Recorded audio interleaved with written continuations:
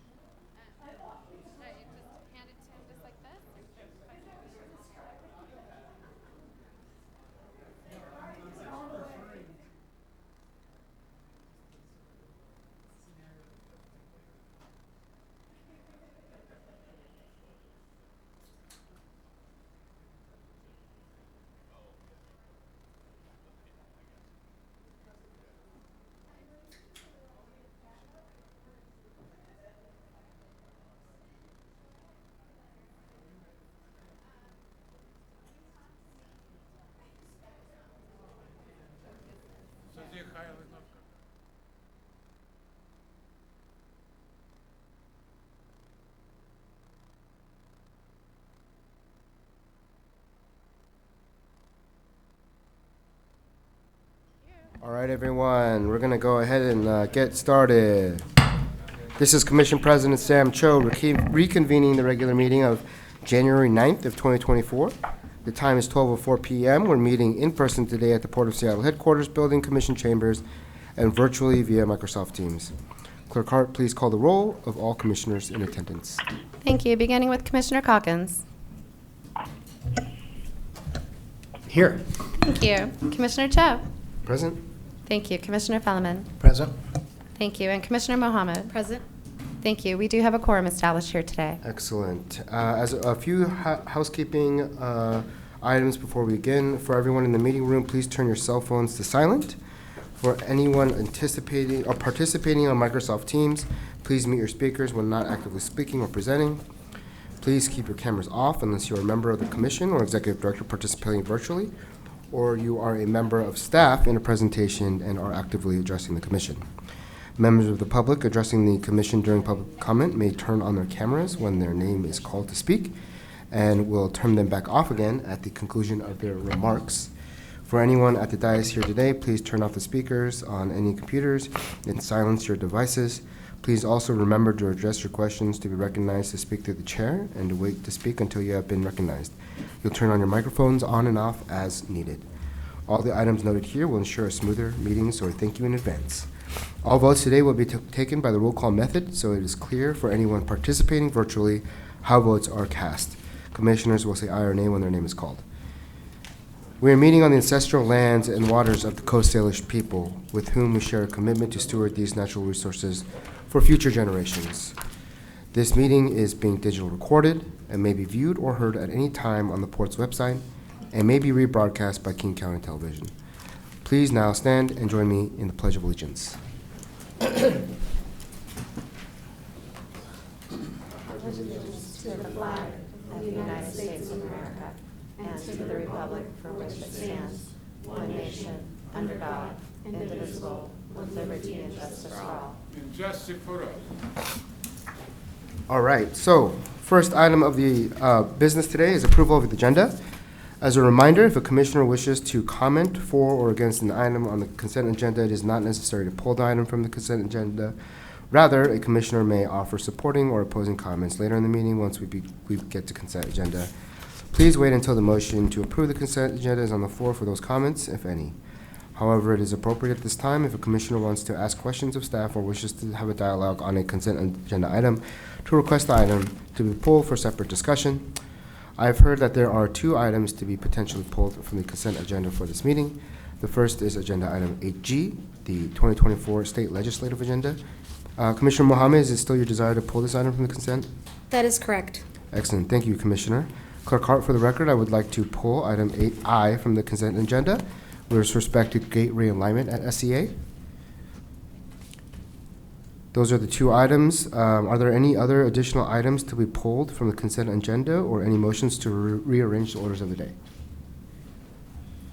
All right, so seeing none, Commissioners, the question is now to approve the agenda as amended. Is there a motion to approve? So moved. Great, we have a motion and a second.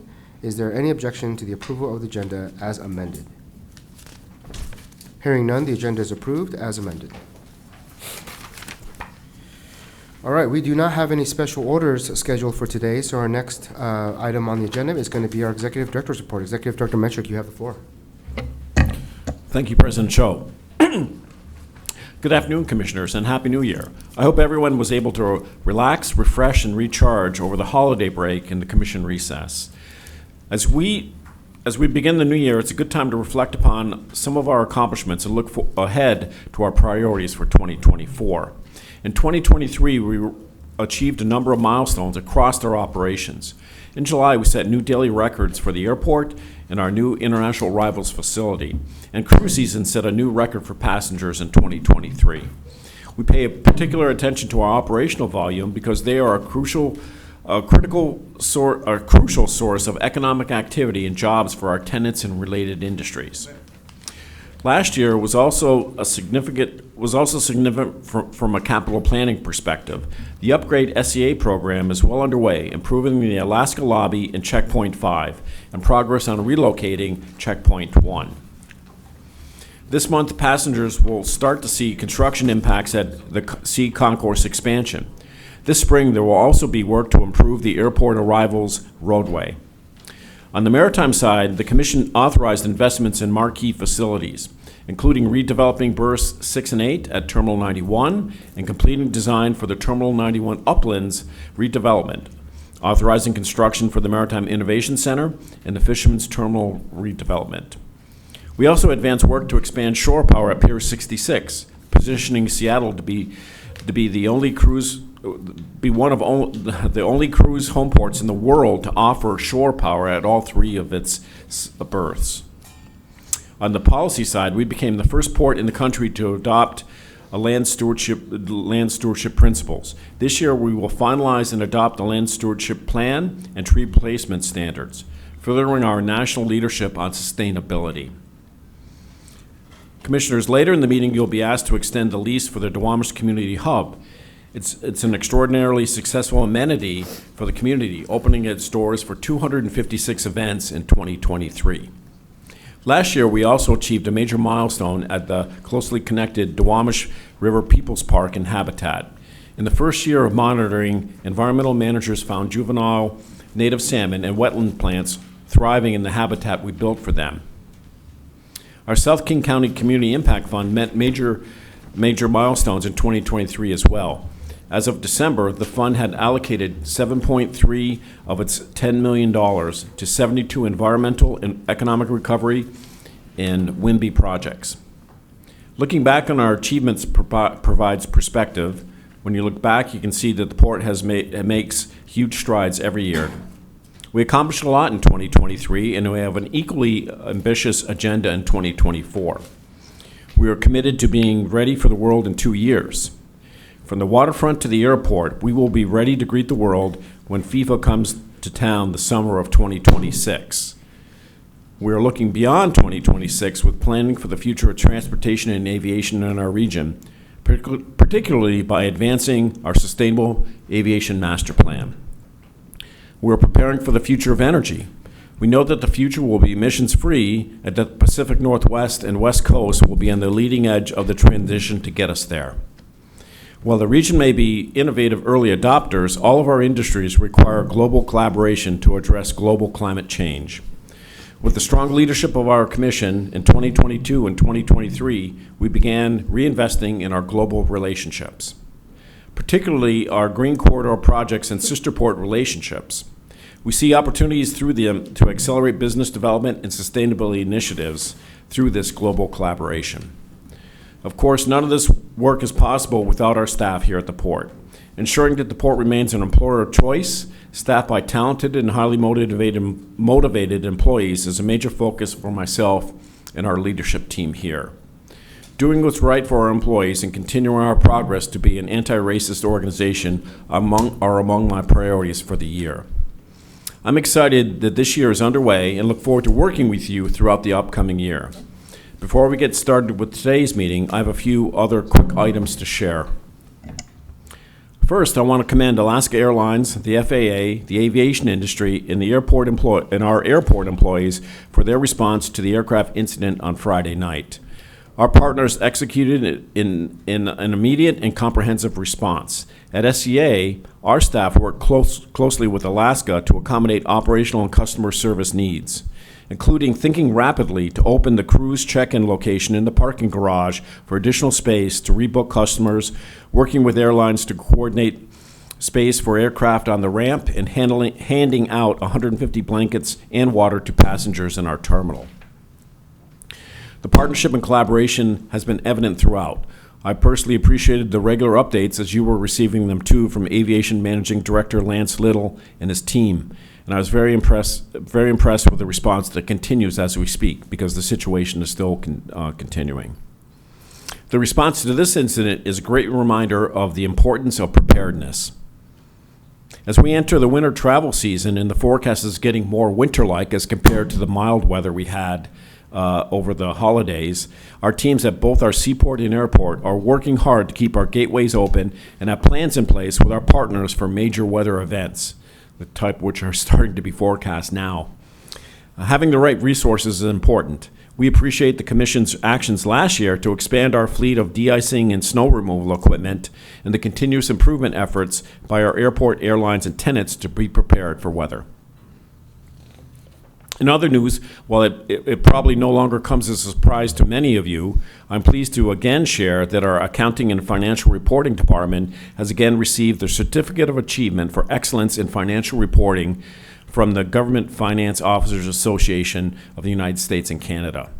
This marks the 18th consecutive year that the AFR team has received this prestigious award.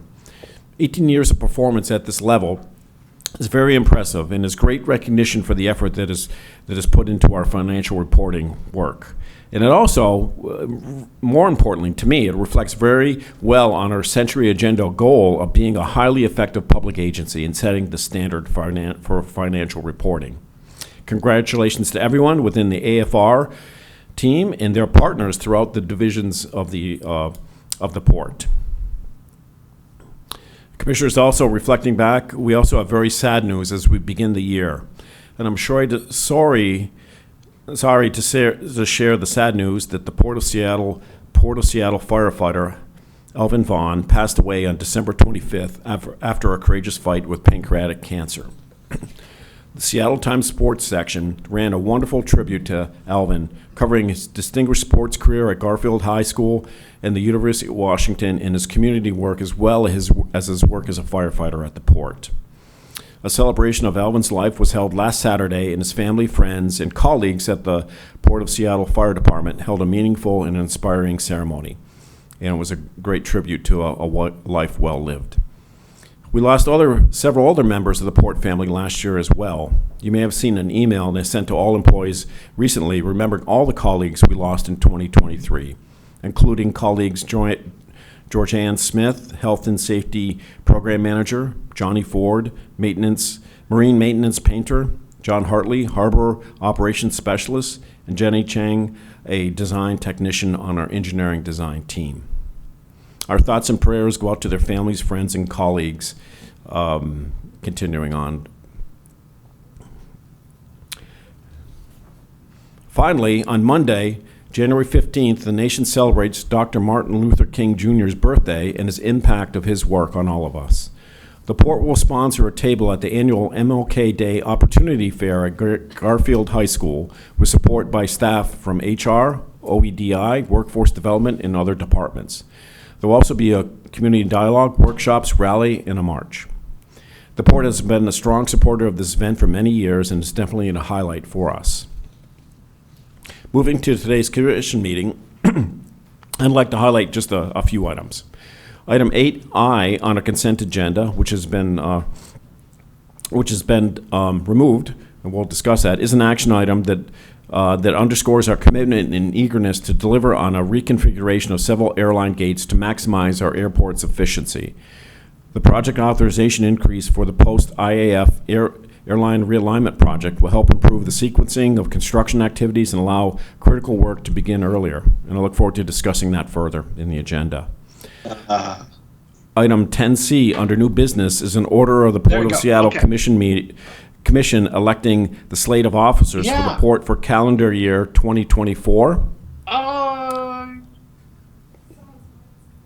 can take care of that, Michelle? I did. Okay. Item 10C under new business is an order of the Port of Seattle Commission electing the slate of officers for Port for the calendar year 2024. I want to congratulate Commissioner Mohamed on her selection as president, Commissioner Hasagawa as vice president, and Commissioner Calkins as secretary. And as long as I have the mic, I also want to thank current President Cho for your vision and your steadfast leadership over the course of the last year during one of the best years operationally in the Port's history. And I look forward to building our successes under the leadership of Commissioner Mohamed.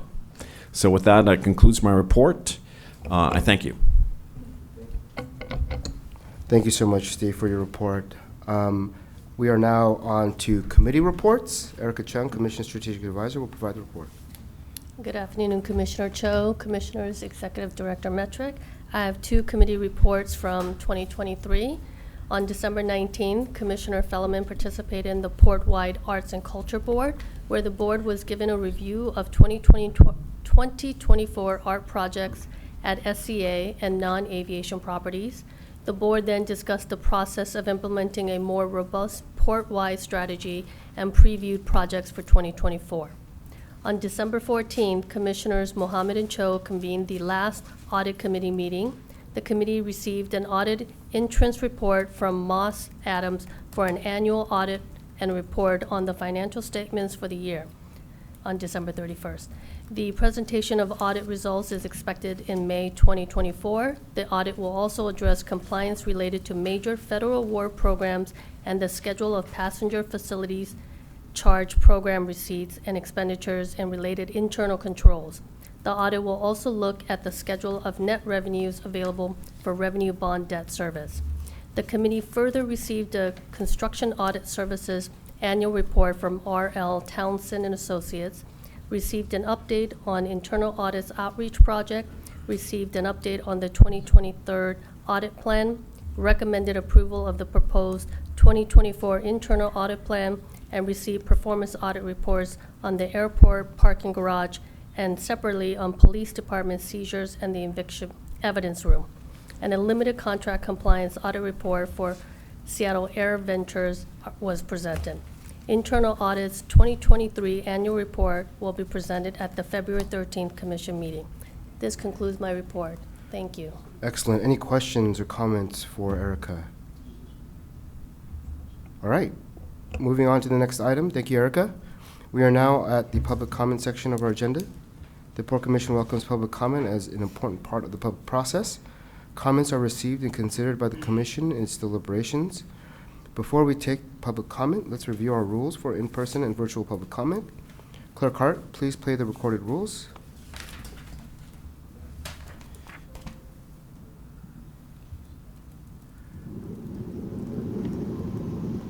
The Port of Seattle Commission welcomes you to our meeting today. As noted, public comment is an important part of the public process, and the Port of Seattle Commission thanks you for joining us. The Commission accepts in-person, virtual, and written public comment regarding matters related to the conduct of port business. Before we proceed, here are the Commission's public comment rules of procedure for your information. Each commenter will have 2 minutes to speak and should stay within the allotted time. A timer will appear on the screen and a buzzer will sound at the end of the 2-minute period for each speaker. The Commission reserves the right to receive comments specifically related to the conduct of port business. If comments are not related to the conduct of port business, the presiding officer will stop the speaker and ask that comments be kept to matters related to the conduct of port business. This rule applies to both introductory and concluding remarks. All remarks should be addressed to the Commission as a body and not to individual commissioners. Disruptions of Commission public meetings are prohibited.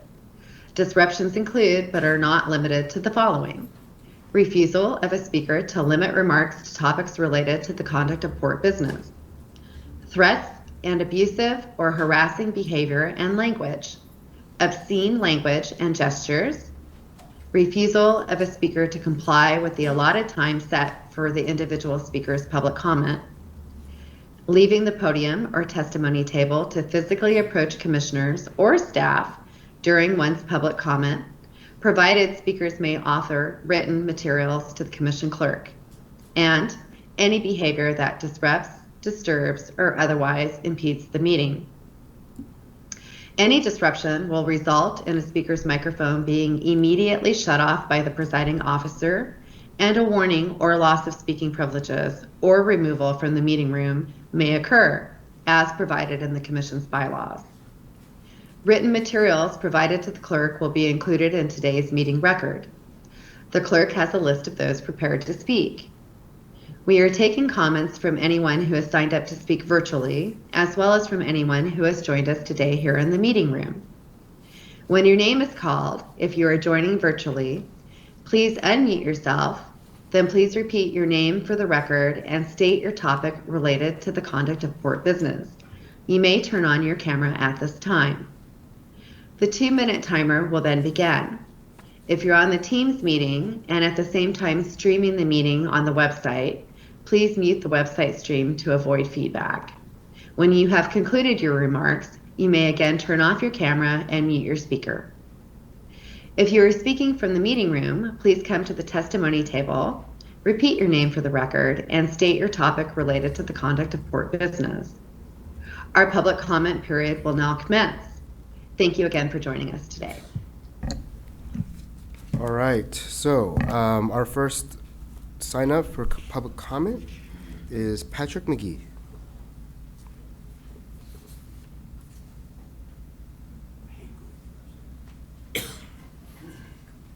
So do I.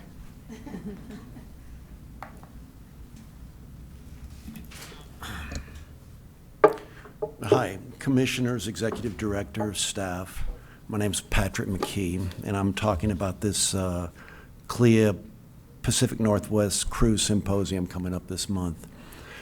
So looking at proposed Seattle cruise numbers for 2024, this would appear to be the second year in a row with slightly fewer sailings, more passengers but fewer sailings. Welcome news as far as it goes, but what's behind it? Hopefully not just another mysterious arrangement nobody quite sees fit to share with the public. You know, a question to file alongside, why are we even talking about sustainability without accounting for Scope 3 emissions? Who's tolerating cruise ship workarounds on low sulfur fuel regs? When is it okay in our state for billion-dollar corporations to pay employees $2 an hour? How does a city of 30,000 accommodate 1.65 million visitors in a single summer? So I'll ask, what is it that's causing cruise lines to reduce the number of Seattle sailings? Capacity? Demand? Conscience? The port is presenting sponsor for CLIA's Pacific Northwest Cruise Symposium right here in Seattle at the end of this month. Is this the long-awaited open forum to discuss cost-benefit assumptions driving cruise decision-making, the experience of destination port residents as shipboard workers, regional health and environmental outcomes? No. It's an exclusive private affair, tickets for insider partners only, starting at $250. Well, plus another $100 for the opening reception, plus travel, per diem, housing, etc. We all know that deals made in rooms like these, often by our elected officials, have very real consequences for our lives and livelihoods. Why doesn't the Port Commission tell CLIA they're going to open the event to the public? Invite community representation, not just the tourism sector. Live stream it for stakeholders up and down the coast. Make tickets available to relevant organizations. Take questions from citizens, scientists, journalists. It's long past time for CLIA and the Port of Seattle and their various partners in profit to take seriously the health of the ocean, the stakes for the planet, and acknowledge the legitimate concerns of impacted communities. Thank you very much. Happy New Year. Thank you, Patrick. Our next speaker is online, Robin Schwartz. Robin? Hi, thanks Hi, for Robin. having me. My name's If you my could name's state- Robin Schwartz. Oh, there you go. You're going for it. Go ahead. Thanks. My name's Robin Schwartz. I'm going to speak about the renewal of the hub lease by the port in South Park. I live in South Park. I work at the Duwamish River Community Coalition, and I go to and organize a lot of meetings. And so I've used the hub quite a bit. I've been probably a good portion of those 256 events that were mentioned earlier. Let's see, as you probably all know, South Park and Georgetown, the Duwamish Valley have been impacted by the port's all the port's workings and by its successes, and we have seen this the use of the hub as a community space by our community as sort of a mitigating gesture by the court to kind of make up for all the money that you guys have made passing through our neighborhood, and we've really appreciated it. We don't have a lot of meeting spaces in South Park, and we have even less now going forward as the community center has been closed. I've used the hub for meetings for work, for meeting. I'm also part of the South Park Neighborhood Association, the Duwamish Valley Affordable Housing Coalition, Concord PTA, Greening Concord. All of those groups have used the hub. Now that the rental fees have been reduced, they are accessible for grassroots organizations. We have a lot of those in South Park. And we just think it's a great thing, and we strongly encourage you to extend the lease and continue it as a community asset for neighbors in South Park. Thanks so much. Thanks, Robin. Next speaker is Alex Zimmerman. Yes, thank you.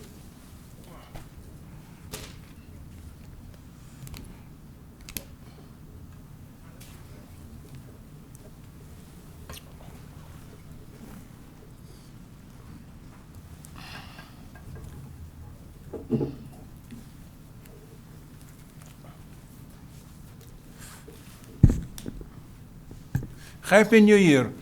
My name Alex Zimmerman. You need to state your topic, and then the clock will start. Yeah, exactly, absolutely. Yeah, my name Alex Zimmerman, President of Stand Up America, and I want to speak about business, what is very important for port. Yeah, for everybody in port. 1,000 people probably work for port. I want to impeach Commissioner, talking about impeach Commissioner Cho, and I want to explain to you reason what is I doing this. Number one, he always interrupt me, so to me it look like he come from He's not talking. North Korea. You know what is mean? Because I don't understand why he interrupt me all time. It's number one. Number two, I'm totally don't happy. Alex, I'm going to stop you there real quickly. Your comments needed to be relative to port business. This is a port business. What is you talking about? Many time I told you for last few months, every time.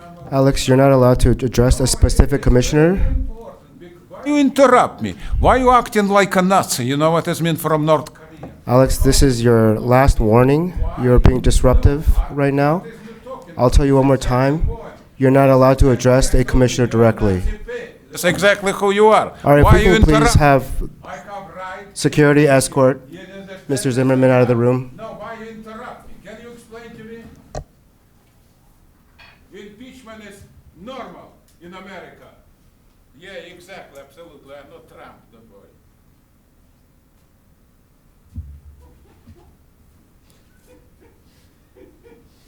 A Nazi pig.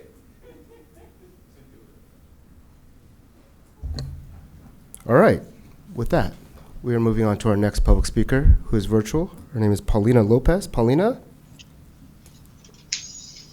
Good morning. Thank you so much, Commissioner Cho and Port Commissioners, for the opportunity to provide testimony on exactly the renewal for the Duwamish River Hub. And I'm here. My name again is Paulina Lopez. I am the director of the Duwamish River Community Coalition, also a community member. And I want us to refer specifically 2018 with the Port Commission adopted resolution 3747 to establish a directive to increase community engagement with the support for the families in the Duwamish Valley related to the impacts of the port. The renewal of the community hub will be following into that resolution as we are trying to promote more activities and engagement with community. It's a wonderful resource for community to have. Specifically, I'm going to refer to the youth as well, that we don't have a space for our youth to have a meeting space to talk about environmental justice, climate justice. So this has been opening door for us to count on. And so I would like to see it to be more affordable, to be more accessible, and to continue to be a community asset for community to enjoy, as well as thinking in the future for a possible purchase. What we want is spaces and the community that are more community-owned for community deciding what those spaces should look like. So I appreciate giving the thought and the voice and the tools for community to utilize the spaces in a meaningful way that would allow us to have more of this community cohesion and to follow on the a directive that the port did through the Duwamish Valley Benefits Commitment. Thank you so much, and I wish you a wonderful day and year. Thank you, Paulina. Our next speaker is going to be Matt Ventosa.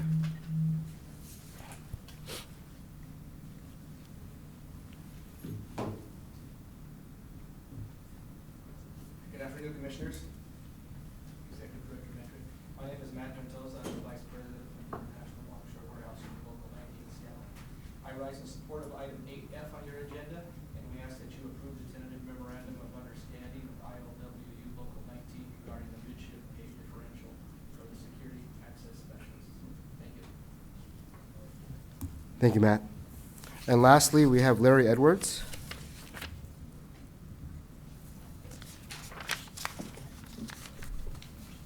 Larry, are you there with us? Yes, can you hear me? Yes, go ahead and get started when you're ready. Thank you. Good day. I'm Sitka, Alaska resident Larry Edwards. I will comment on the upcoming CLIA-organized Pacific Northwest Cruise Symposium. Port of Seattle sponsors the event, so I will make 2 requests of the Commission. A month ago, at an assembly meeting, Sitka's city manager announced the first ever region-wide symposium, saying that besides CLIA members, local governments all along the coasts of Washington, British Columbia, and Alaska, where cruise ships call, are invited to attend. As such, with many of those communities under substantial stress from the over-tourism created by the cruise industry, and because those communities and the industry are being called together, this symposium is critically important. Even so, for all practical purposes, the public is excluded due to the admission price and the travel distances across this vast region.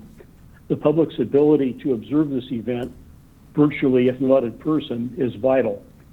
Nonetheless, in speaking with CLIA Alaska's governmental affairs officer on Friday, I learned that CLIA will not video record or live stream the event. So I appeal to the Commission for the port to exert all the power it can to ensure the event will be live streamed with recordings later posted online. I note the high value the port places on public process and public record and make this request in that spirit. Finally, as a region-wide symposium on a highly impactful industry, there is no concurrent session or panel for discourse on the industry's staggering over-tourism, and that's shocking to me. The agency's one-sidism is an unfairness as vast as this region, and I think it's time to make the elephant in the room the central attraction for this symposium. So my final request is that the Port of Seattle act to resolve this unfairness, this imbalance, both in the present and going forward. Thank you. All right, thank you very much. That concludes our sign-ups for today. Is there anyone else present or on the Teams call or present in the room today who didn't sign up who wishes to address the Commission? If so, please state and spell your name and or state the topic related to the conduct of port that you wish to speak about for the record.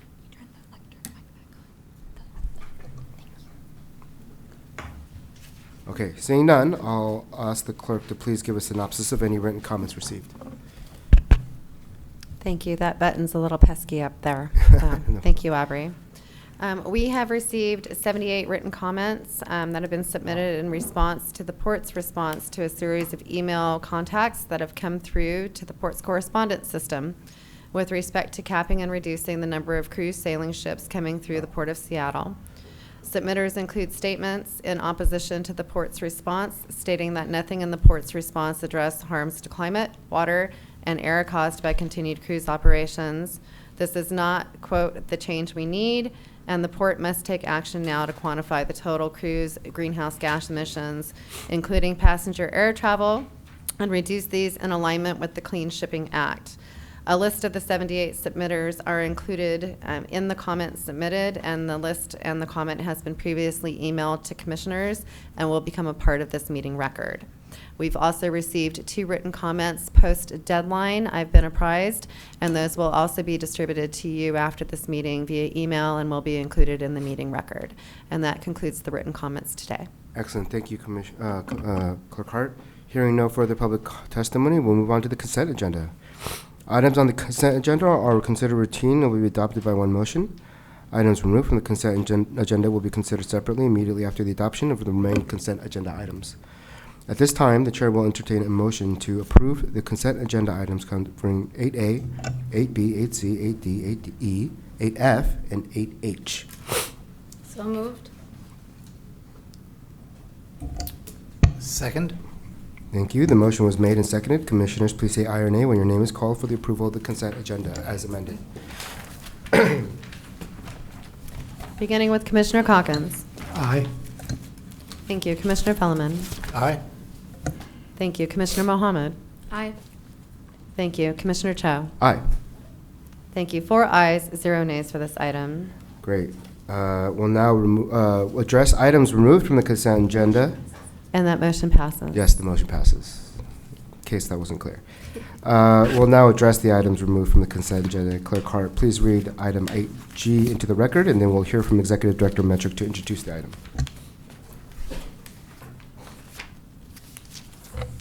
Bear with me, let me get to my spot. 12. Usually that's the opposite way around. Thank you. Agenda item 8G, commission adoption of the Port's 2024 state legislative agenda and authorization for staff to advocate on the agenda during the 2024 legislative session. Commissioners, the 2024 state legislative session started yesterday in Olympia and will be a short session focused on corrections to the budget. Our new senior Government Relations Manager, John Flanagan, has met with you and the executive leadership team to discuss priorities and have incorporated that feedback into the final legislative agenda before you today. So to answer questions, we have John Flanagan is here. I thought I said. Great notes. All right. Thank you, John, for joining us. Are there any questions for staff at this time from commissioners?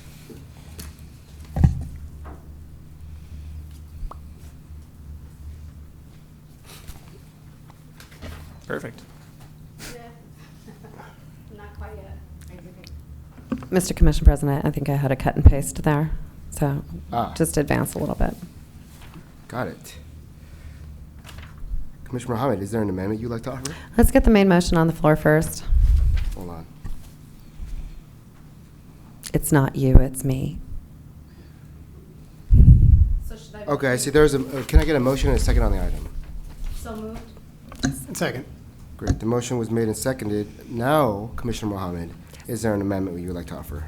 Thank you, Mr. Commission President. I'd like to amend the memo for agenda item 8G to strike out the 8th bullet in the notable issue area 3, transportation section, and to add a paragraph to the end of that section, and it reads as followed.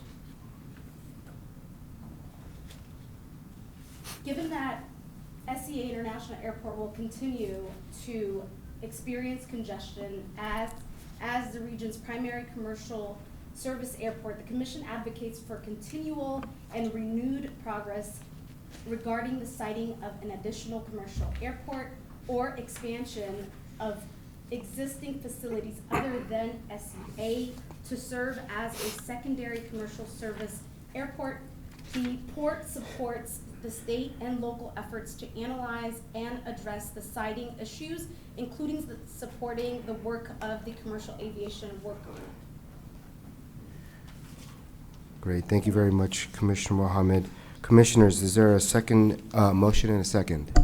I'll second that.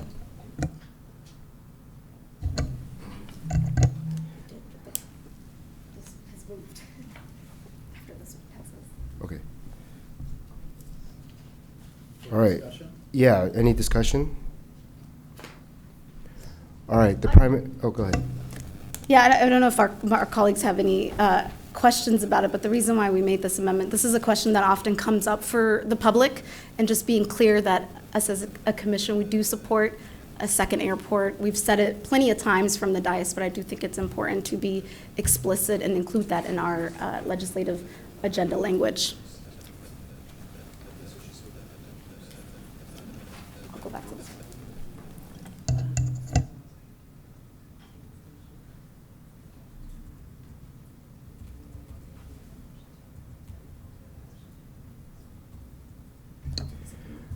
Excellent, thank you very much. We're going to go ahead and vote on the amendment. Clerk Hart, this first amendment. Clerk Hart, please call the roll for the vote on the primary amendment. Commissioners say aye or nay when your name is called. For the vote on this primary amendment, beginning with Commissioner Calkins. Aye. Thank you. Commissioner Felleman. Aye. Thank you. Commissioner Mohamed. Aye. Thank you. Commissioner Cho. Aye. Thank you. 4 ayes, 0 nays on the primary amendment. Thank you. So the primary amendment passes. I believe Commissioner Mohamed has a second amendment to the memo that she'd like to introduce. Commission President, that's correct. I would like to amend the memo for agenda item 8G as well. Last bullet in the port decarbonization, climate action, and environmental justice section to strike the last bullet and to insert it in its place the phrase, I quote, support use of CCA revenues to address community concerns regarding aircraft noise, period. Great, thank you. Thank you, Commissioner Mohamed. Commissioners, is there a second to the motion? I will second that motion. Any discussion?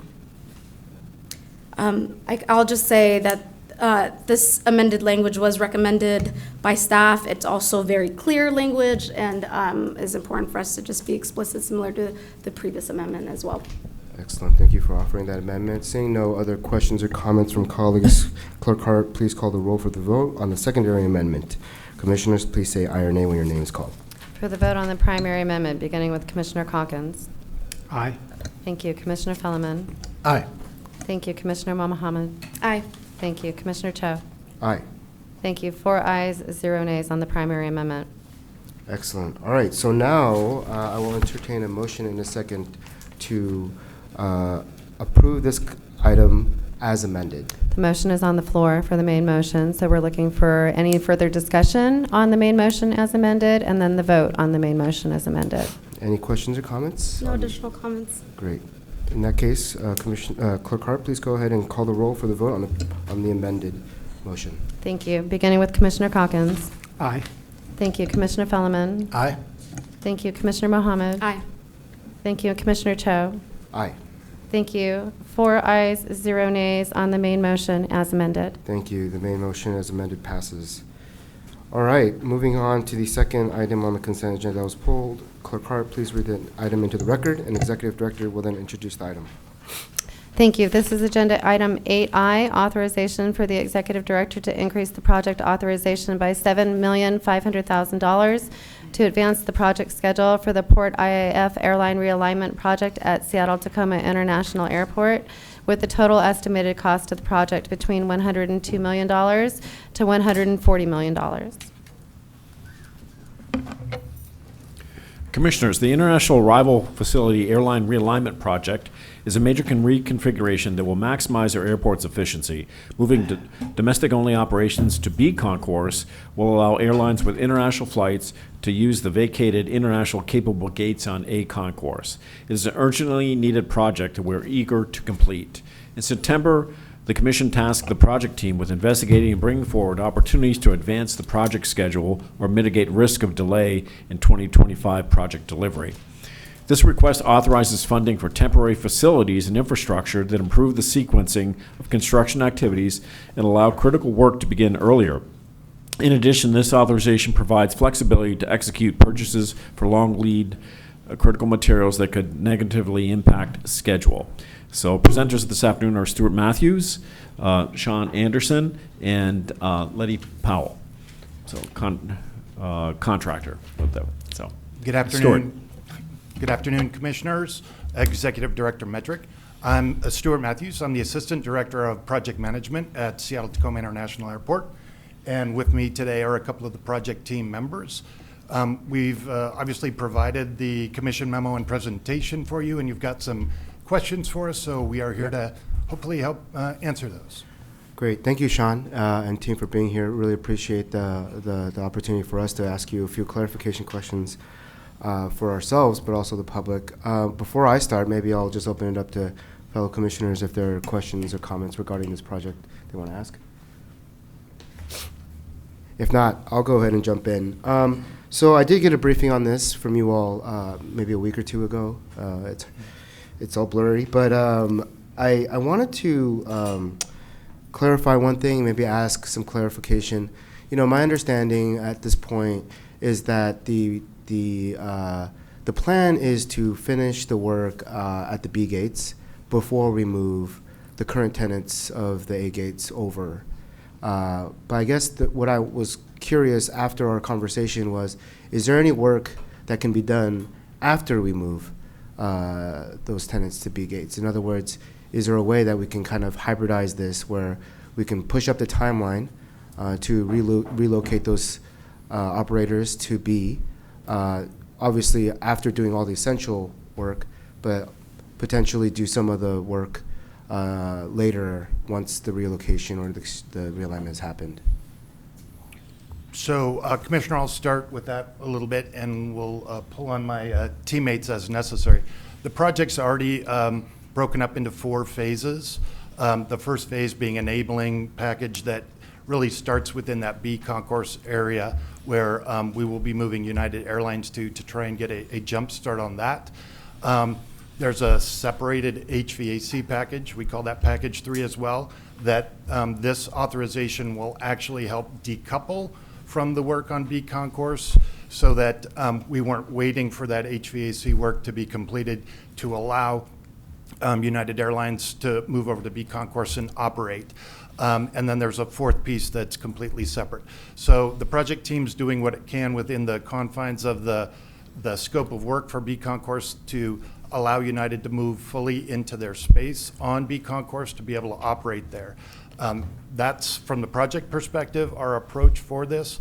A split operation, which I think might be what you're alluding to, would be a decision that we'd be working through with our operations team and our business and properties folks. So that's not an answer that I would necessarily be the appropriate person to answer for you. So I'm going to come back to the split operation part, but going back to your point about the HVAC system being parsed out, you know, I would hope that we have looked under every rock to make sure that there are other things that can be parsed out, right? And if we have, how much has that impacted our timeline? So there's a number of things that we have brought forward in this, the temporary facilities that we talk about within this, some temporary trailers for one of the other tenants that's operating in that space right now that we need to get out of the way in order to have full access to that space. Those are some of the things that we're doing. We've also added temporary HVAC. That's the decoupling piece that I talk about that will allow us to complete and occupy B concourse without all of the HVAC work being done. So from the project perspective, working with our contractor Hoffman and the design team, we believe we've turned over every rock that we possibly can in terms of work that we can perform from the project side to accelerate. Okay. And then I want to, since you brought it up, I want to turn the attention to the split operation. There's precedence of split operations at our airport when it comes to, you know, these scenarios where there's heavy construction, right? Have you done this before at the Port of Seattle? Boy, I'm on the project delivery side, so I'm not the expert on the business and property side. I believe we may have Rick Duncan from our business and properties side online, but I'm not positive of that. He was in New York, so I think that would be a better answer for Rick to address. Hey, Rick. Hey, good afternoon, everyone. My apologies, I got caught up in the recent aircraft groundings, and so I'm stuck out here, but hopefully coming home tomorrow. So there is sort of a precedent, and I think you might be referring to American being moved over to B temporarily while we did some apron work. But this would be a little different, and moving United over to B would be really, really difficult for their operations. They would have, you know, every flight attendant, every pilot, every ground service agent would have to, you know, walk half a mile from A to B to service each flight. And that just a huge impact to their operations, and we're being really sensitive to that. And so, you know, we don't want that split operation. It's not fair to United. And, you know, we are looking at other ways to speed up this project and to possibly delineate it, but I don't think decoupling their operations ramp to their gate is the appropriate move. And it looks like Lance just popped up as well. He may have something to say. No, Rick, I think you're covered it. Thank you. Okay, great. I appreciate the context and the history. You know, I think, and I'll just speak for myself here, and not on behalf of my colleagues, and they're welcome to chime in. You know, I think obviously we like all our babies and love all our kids, but I think that certain things should take priority over others, and I think with some of the other projects that are happening in A concourse, it's really imperative that we get this done as soon as possible and we leave no stone unturned. I understand that a split operation is tough. I understand. I'm not saying that we should put onerous burden on one airline over the other, but I think what we should perhaps explore is, you know, what can the port do to mitigate how onerous that might be if we were to push for that, right? And so, you know, obviously it takes a good, willing partner in United to be willing to do that. but whatever we need to do on our end to make sure that we are providing the resources, the logistical and operational resources to make that possible so that we can get everything done as soon as possible. My understanding is that some of the delays on this project are because we had contracting issues and all these other things. And so it's not entirely, anyone's fault, but I think it's imperative, given the timeline that we have right now, to try and get that done as soon as possible and really deplete options. I think I'm open to all the options that you might put forth on this, and so I just implore you to, again, leave no stone unturned and come up with some creative ideas to see how we can make this feasible within a timeline that works for everybody. Any other? Yes, Commissioner Calkins. So I too had an opportunity to meet with you guys and discuss the project, and I think principally out of a concern about sort of two timeline issues. One is the overall length of the timeline that puts us beyond some key benchmark dates for our region in terms of being able to provide top-notch service at the airport. And so obviously anything we could do to pull back schedule on that to provide a more seamless experience for passengers and for our partner carriers would be ideal. We talked through lots of the concerns and issues and why this isn't just simply a swap, but we've got lots of other secondary and tertiary systems that both need to be addressed because essentially we've pulled a permit on something that triggers required upgrades, and that's understandable and it's good, and in the long term will provide greater safety and security for personnel and passengers. That's all good. The other timeline issue is we have partners investing in significant assets on both sides of this.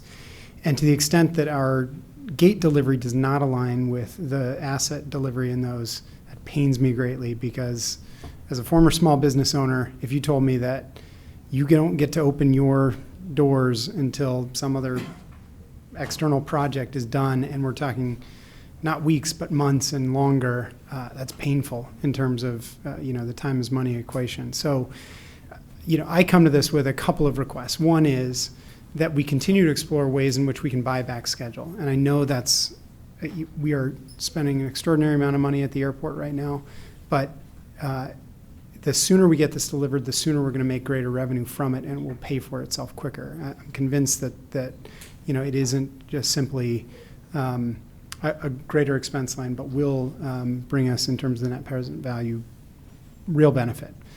The second is, as it stands right now, this is the schedule we're looking at. We know that it's more likely that the schedule will slip further. And so we need to be looking at, as circumstances change at the airport, let's say there is a carrier consolidation, or there is a change in routes, or there is a carrier that goes under, whatever it might be that would result in potential for additional gates coming available that we didn't anticipate, that we don't know now, but maybe in 6 months, maybe sooner, there might be an opportunity to sort of expand where we could potentially reallocate some space, move folks around quicker. That needs to be brought up to the commission level for consideration. And I'm a little concerned that in past projects, naturally, we've got an operations team and we've got a capital delivery team.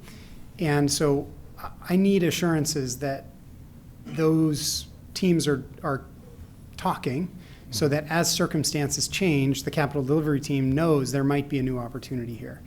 And so we need to think, as Sam said, like entrepreneurs in this. How are we constantly thinking creatively about use of this very confined space and working with partners on quicker delivery, whether that's our GCCM or our internal capital teams. And I know we're putting a lot of pressure on you guys to do this, but in the end, I think it's going to be worth it. And I want you to know you have the support of commission to bring the resources to bear on this that you need to deliver as quickly as possible. Thank you, Commissioner Calkins. Commissioner Mohamed. Similar to the comments from my colleagues, I am wondering, have you been able to elevate these concerns to the leadership of United? How have you guys been able to elevate it? And if not, are there opportunities for the commission to step into some of those conversations as well? Yeah, Commissioner, I would again defer to Rick as the business and properties manager. United is his customer. We deal with some of the project management level United folks and elevate our issues and concerns to Rick on that side. Go ahead, Rick. Yeah, thank you. Actually, I could say right now that United is in the room with you guys at this very moment. Should we call them to the dice? I'm kidding. But it is very important to them that they do not have a split operation, and that, you know, when they are moved, and this is a forced move, that, you know, their operations are seamless. And we are working really hard to not only get them over there, but also, you know, with all the support space they need to run their great operation. Great, thank you. Rick, if I could chime in as well, Commissioner Mohamed, I have also personally spoken to the leadership of United on it as well. Great, thank you for those comments, Director Little, and United being in the room. I think the most important thing is knowing that we want to be a good partner and buying back schedule and making changes. We understand the difficulties around that, but to look to the Commission on ways that we can help elevate, accelerate, and do what is needed to keep our operations running. So thank you for the time. Thank you. Yes, Commissioner Feldman. I just don't want to leave you with the impression that we don't think you're working hard, and that if you thought there was an opportunity to accelerate, I fully expect this is what you guys do, and our clients are obviously making their interests very clear to us, and this is a little bit beyond our policy direction. This is a little bit more in the weeds. In fact, I kind of wish the public would know that what the project's goals are in the first place, with the technically referred to as the do-si-do. But thank you for the work you're doing. Obviously, if it's a resource constraint, we're all here to support you in that effort. But I'm confident that cleverness is not your shortcoming. So thank you. Thank you. All right. So, hearing no further questions for this item, is there a motion and a second? So moved.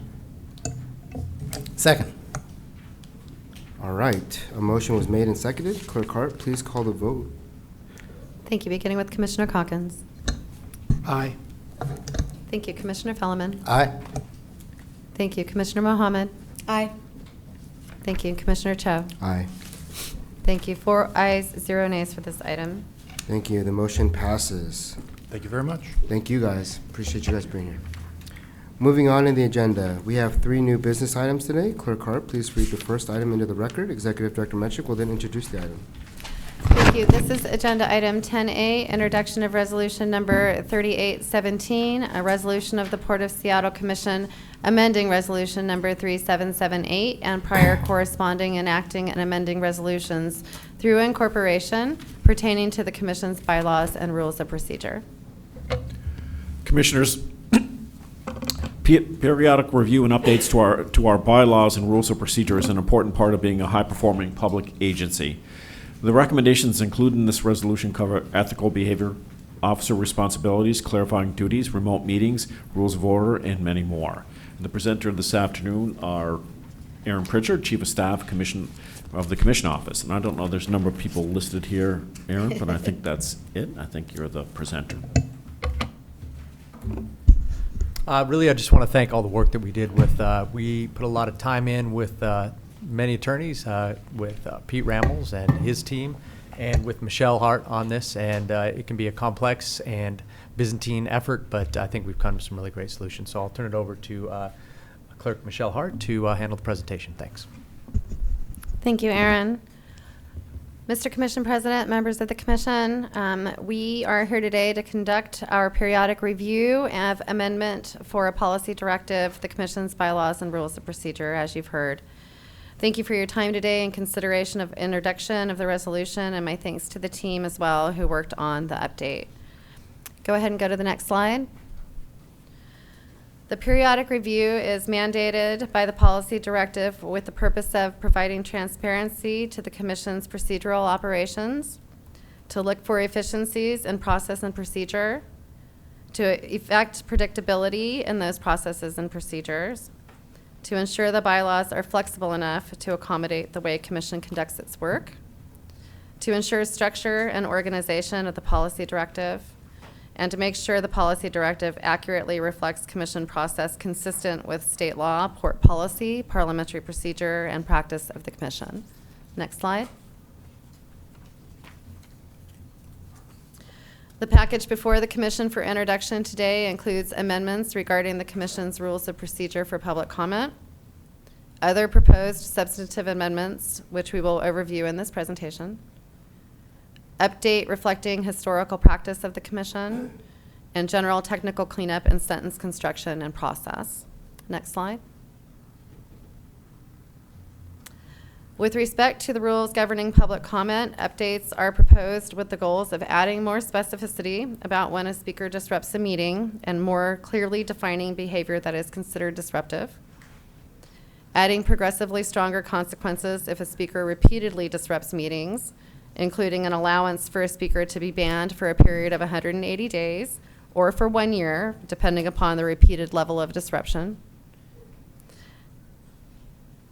And these goals are in place to ensure the most orderly and efficient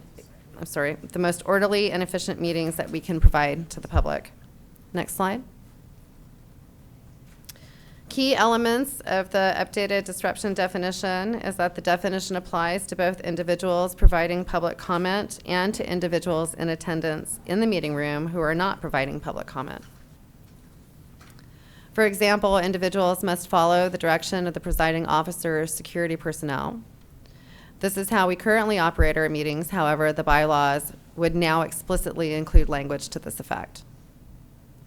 Also, public comment cannot support or oppose a campaign or ballot measure. The exception to this is if the Commission itself wants to take a position on a ballot measure, in which case there are procedures provided for by the Revised Code of Washington.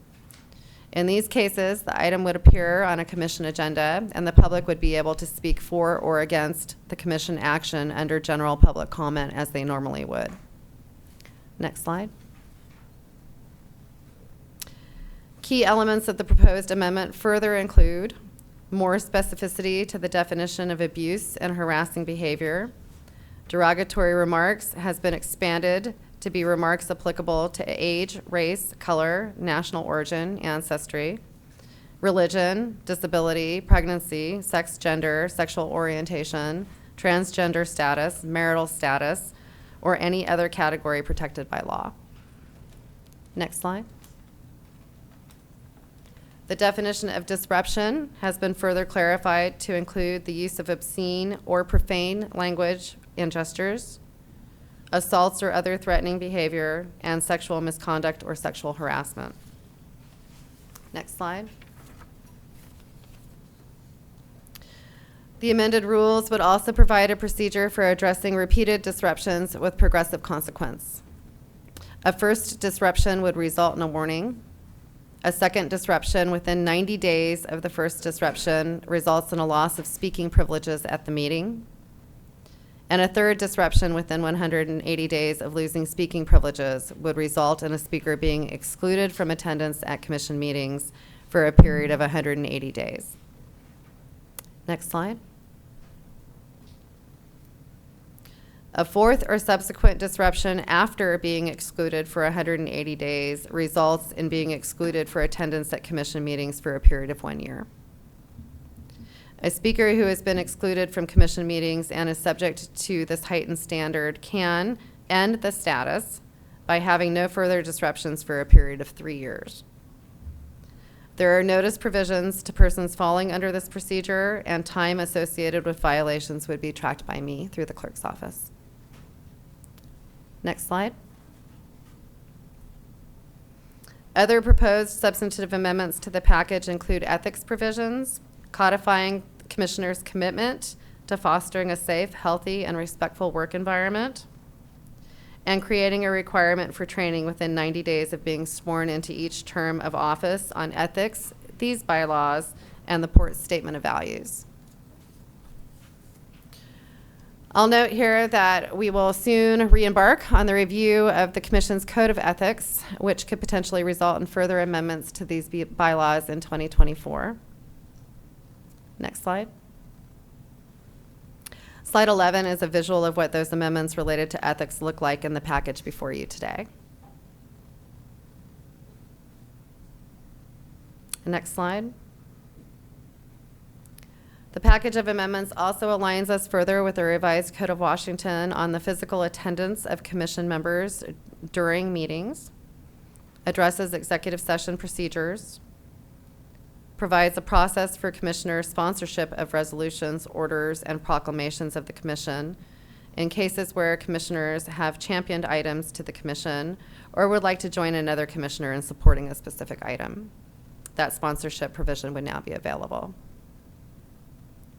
And this provides for commission alternates as well for attendance at committee meetings in cases where a committee member would not be able to attend on any given specific meeting day, then an alternate could be appointed to stand in for them. Next slide.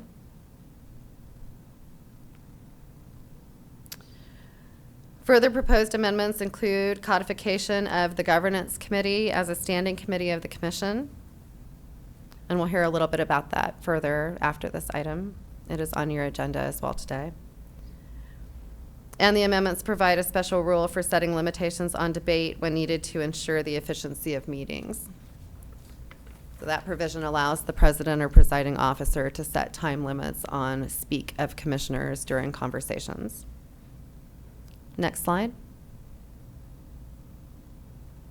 Slides 14 and 15 address general updates and amendments to bring our document in line with our practices. And these include external relations coordination with commissioners regarding media inquiries, the signing practice of the commission as it relates to signing resolutions and proclamations.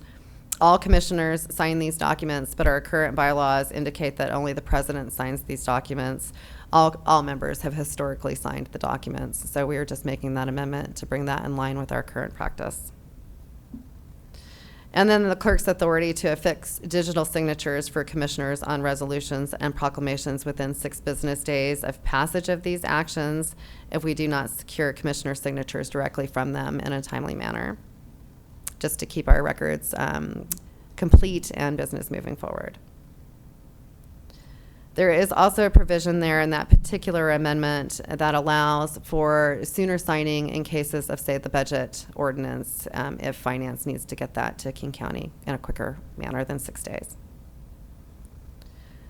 Next slide.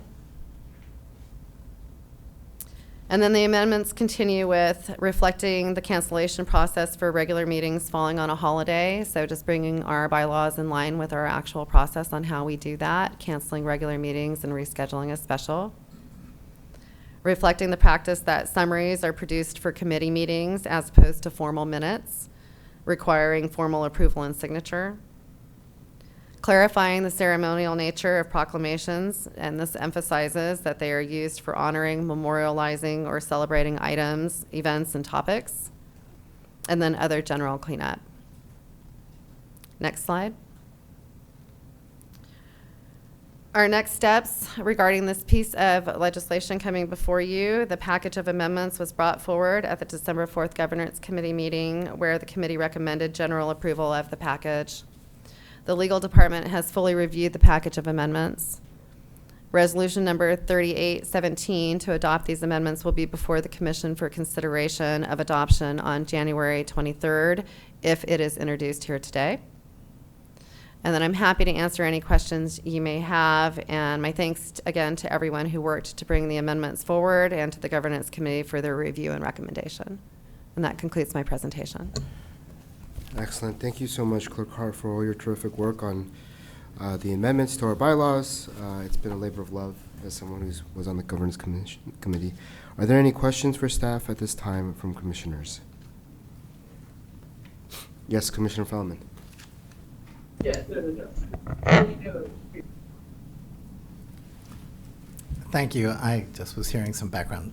I was hoping to make a small amendment to the item under maritime decarbonization, item 8H, regarding support of offshore wind industry development. And that's, I'm sorry. This is. I think you want to talk about. That's in the federal legislation discussion. I'm wishing the day away. I'm so sorry. Commissioner Fellman, you have a couple in front of you right now, so. Yes, a couple of things in front of me. All right, thank you, sorry. Okay. Any questions on this item? Great. Well, in that case, is there? I'm sorry. Yep. There is. I've got a couple things going on in my head. So, I'm sorry. There is one amendment that I would like to make with regards to the role of the president, and I was just jumping ahead. So, it's a small amendment that says substituting on item 5E. It's under duties of the president. Number E, it says oversight of staff reporting to both the commission and the executive director, dual reports. That's the heading. So instead of on behalf of, it would be in consultation with the commission and in concert with the executive director. The president shall provide oversight to the general counsel and public affairs director, who report duly to the commission and the executive director. The president shall serve as the commission's primary point of contact to these positions. The point being, it's not just on behalf of, but in consultation to, which is consistent to the way we review the executive director and chief of staff and things like that. So in the spirit of consistency, it's in consultation with. Okay, great. So minor amendment to the language. Do we have a motion in a second? Mr. Commission President, may I ask that we prepare this amendment and bring it back at the next stage for consideration of adoption on the 23rd? Yeah, we can Will do that. that work? It's two-word separation, though, but I would be happy to do that. It's Yeah. Yes. In case we have any other amendments come forward, Commissioner Fellman, I would like to include them all together. It would be my pleasure. Wonderful. Thank you. Excellent. Any other amendments, questions, or thoughts regarding the motion? Hearing none, is there a motion and a second to introduce Resolution 3817? So moved. Second? Great. The motion was made and seconded. Clerk Hart, please call the vote. For introduction of this resolution, beginning with Commissioner Calkins. Aye. Thank you. Commissioner Fellman. Aye. Thank you, Commissioner Fellman, and I will bring that amendment back. Commissioner Mohamed. Aye. Thank you. And Commissioner Cho. Aye. Thank you. 4 ayes, 0 nays for this item. Great. The motion passes. This will come back before us for consideration and adoption on the January 23rd, 2024 meeting. All right, moving on. Clerk Hart, please read the next item into the record. Executive Director Metric will then introduce it.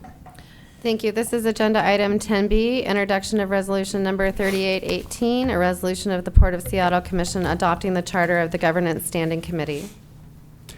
Commissioners, the Governance Committee of the Port of Seattle Commission has operated as an informal ad hoc committee for the past 3 years. This resolution would create a standing committee to review input and make recommendations on matters such as bylaws, ethics, and delegations of authority. And again, I'm going to turn it to Aaron Pritchard, Chief of Staff of the Commission. I will go right over to Michelle. Thank you, Aaron. Thank you, Executive Director Metric. Mr. Commission President, members of the Commission, Executive Director Metric, again, for the record, my name is Michelle Hart, Commission Clerk. This next presentation addresses the adoption of the Standing Committee Charter for the Governance Committee. The purpose of this committee is to assist the Commission in creating, updating, and monitoring the Commission's policies, procedures, and directives, and any items of interest that are specifically related to the business governance operations of the Commission. This committee reviews and makes recommendations, for example, regarding the Commission's bylaws and rules of procedure, as you previously heard, the ethics code for commissioners, and the delegation of responsibility and authority to the executive director. Next slide.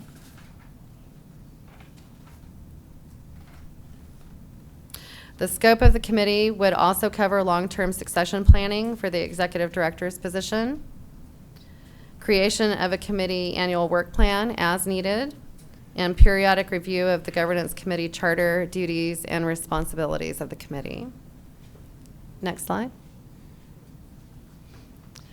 The committee has existed in an ad hoc capacity for a little over 3 years now. It has always been comprised of 2 commissioners, as is consistent with our format for other commission committees. The charter would maintain that composition, but for this committee, the members will always be the currently seated commission president in any given year and the immediate past president. Meetings would be held on an as-needed basis for the committee to conduct its work. And we do expect the committee will engage this year in reviewing proposed amendments to the Commission's Code of Ethics, for example, and will need to meet as often as necessary to review that work. Next slide. The Governance Committee reviewed this charter at its December 4th, 2023 meeting and recommended it be forwarded to the full Commission for consideration of adoption. If resolution number 3818 is introduced today, the action will be back before the Commission for consideration of adoption at the January 23rd meeting. And I'm happy to take any questions you may have at this time. Great. Any questions for staff at this time from commissioners? Hearing none, is there a motion and a second to introduce Resolution 3818? So moved. Second. Great. The motion was made and seconded. Clerk Hart, please call the roll for the vote. For the vote, beginning with Commissioner Calkins. Aye. Thank you. Commissioner Fellman. Aye. Thank you. Commissioner Mohamed. Aye. Thank you. And Commissioner Cho. Aye. Thank you. 4 ayes, 0 nays for this item. Excellent. The motion passes. This item will also reappear before us on January 23rd for final consideration and adoption. All right, Clerk Hart, please read the next item into the record.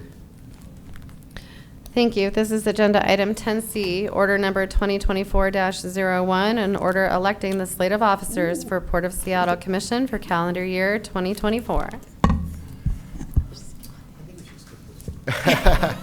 Is there a motion to amend the agenda? I'm just kidding. I'm joking. Commissioners, order number 2024-01 is for the election of commission officers for 2024. Before we do that, however, I'd like to take a moment of personal privilege to reflect a little bit on 2023 and my time as commission president. At the beginning of the term, I set out a pretty bold vision for us, and that vision was to build the port of the future. I'm sure many of you recall me repeatedly saying that throughout the year, but also beginning that slogan when we had our State of the Port in Q1. To me, a port of the future is a port where we are a premier gateway for shipping, a future where Seattle-Tacoma International is a 5-star airport, a port of the future where we are the greenest port in North America. And I'm proud to say that in 1 year, we've made and done an incredible amount of work towards that vision. We opened Terminal 5, Phase 1 of Terminal 5 with onshore power. We received Best Airport in North America by Skytrax for a 2nd year in a row. We approved a $400 million project for Sea Concourse expansion, with many other near-term projects on the way, including the SEA Gateway Project, SoCo Evo, and baggage optimization. In sustainability, we established the Environmental Legacy Fund, a dedicated account to bank the resources we need for the future cleanups of legacy pollution from port activities. And we continue to lead, as Executive Director Metrick mentioned in his remarks, by taking part in 2 green corridors, including one that I am intimately involved in, invested in, which is the one between South Korea and our region. Now I knew going in that none of our ambitions could be achieved or accomplished in 1 year or in one presidency. But as a commissioner, I've articulated several times that I'm always mindful of making sure that the work that I do here at this institution outlasts my tenure. Because it's not lost upon me, or shouldn't be lost upon any of us here at the dais, that it is far more likely that those of you who are sitting across from us right now will be here longer than any of us up here. And I think that sometimes as elected officials, we often forget that we're just empires, right? which is why at the beginning of the year, when we had our leadership retreat, my goal was to get buy-in from our leadership. And I think many of the ELT who were at our retreat recall this, because I knew that the buy-in from our ELT and Steve and others would inevitably lead to outlasting my term as president. And I personally thought the best way to do that was not for me to stand up here and preach from the pulpit about the port of the future, but to challenge you all to get out and re-engage the post-COVID world, as Steve alluded to earlier, to rekindle relationships that may have atrophied during the pandemic, but more importantly, to see what has changed and to learn what our colleagues across the globe are doing. Sometimes I feel like we live in a bubble here in the Pacific Northwest, and it's important to see what's possible and what's being done elsewhere. And ultimately, it's important to seek validation from those who are building the future outside the four corners of our state. I myself may have taken that challenge to the extreme last year. As many of you know, I spent a lot of hours on the road. In fact, I tallied the numbers, and since November of 22, I've traveled to 10 countries and 16 cities, spent over 220 hours and 135,000 miles on a plane. And I did hit Diamond on Delta eventually. But I think my point here is that in all the travel that I've come to realize two main things. One is that our ambition to build the port of the future cannot be done alone. We need strong and willing partners and stakeholders to do it with us, both locally and globally. And then two, my realization that because of the sheer breadth, scope, and size of our ambition as a port, we're no longer just a local port. We are a leader on a both national and global level. And I think the greatest testament to this fact is that as an institution, we continue to be invited to some of the biggest convenience and tables where the toughest conversations are being had.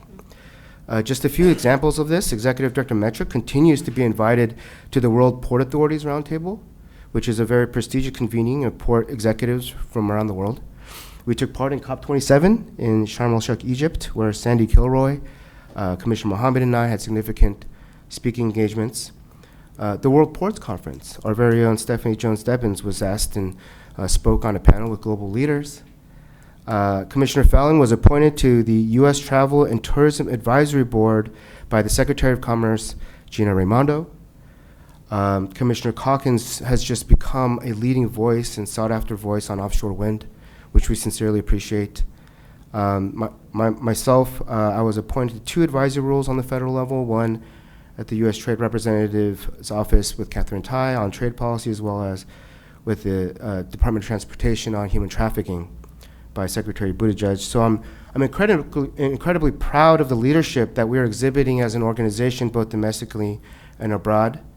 And I'd be remiss if I didn't mention the incredible work that we did as a commission during the year. We passed so many major policy and institutional reforms this year. We passed 15 orders this year alone. And to me, some of the highlights include the Equity Policy Directive, which cements the port's commitment to becoming an equitable, more diverse and inclusive agency and really institutionalizes the work of Puerto and the Office of Equity, Diversity, and Inclusion.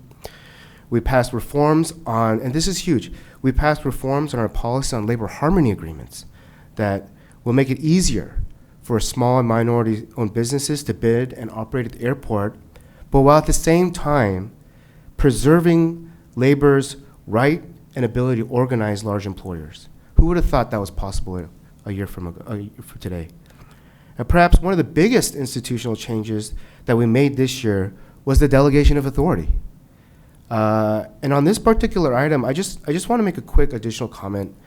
I don't need to remind folks in this room or those of who are watching this who know the history of the port that there's some history there. The relationship between the commission office and the executive director.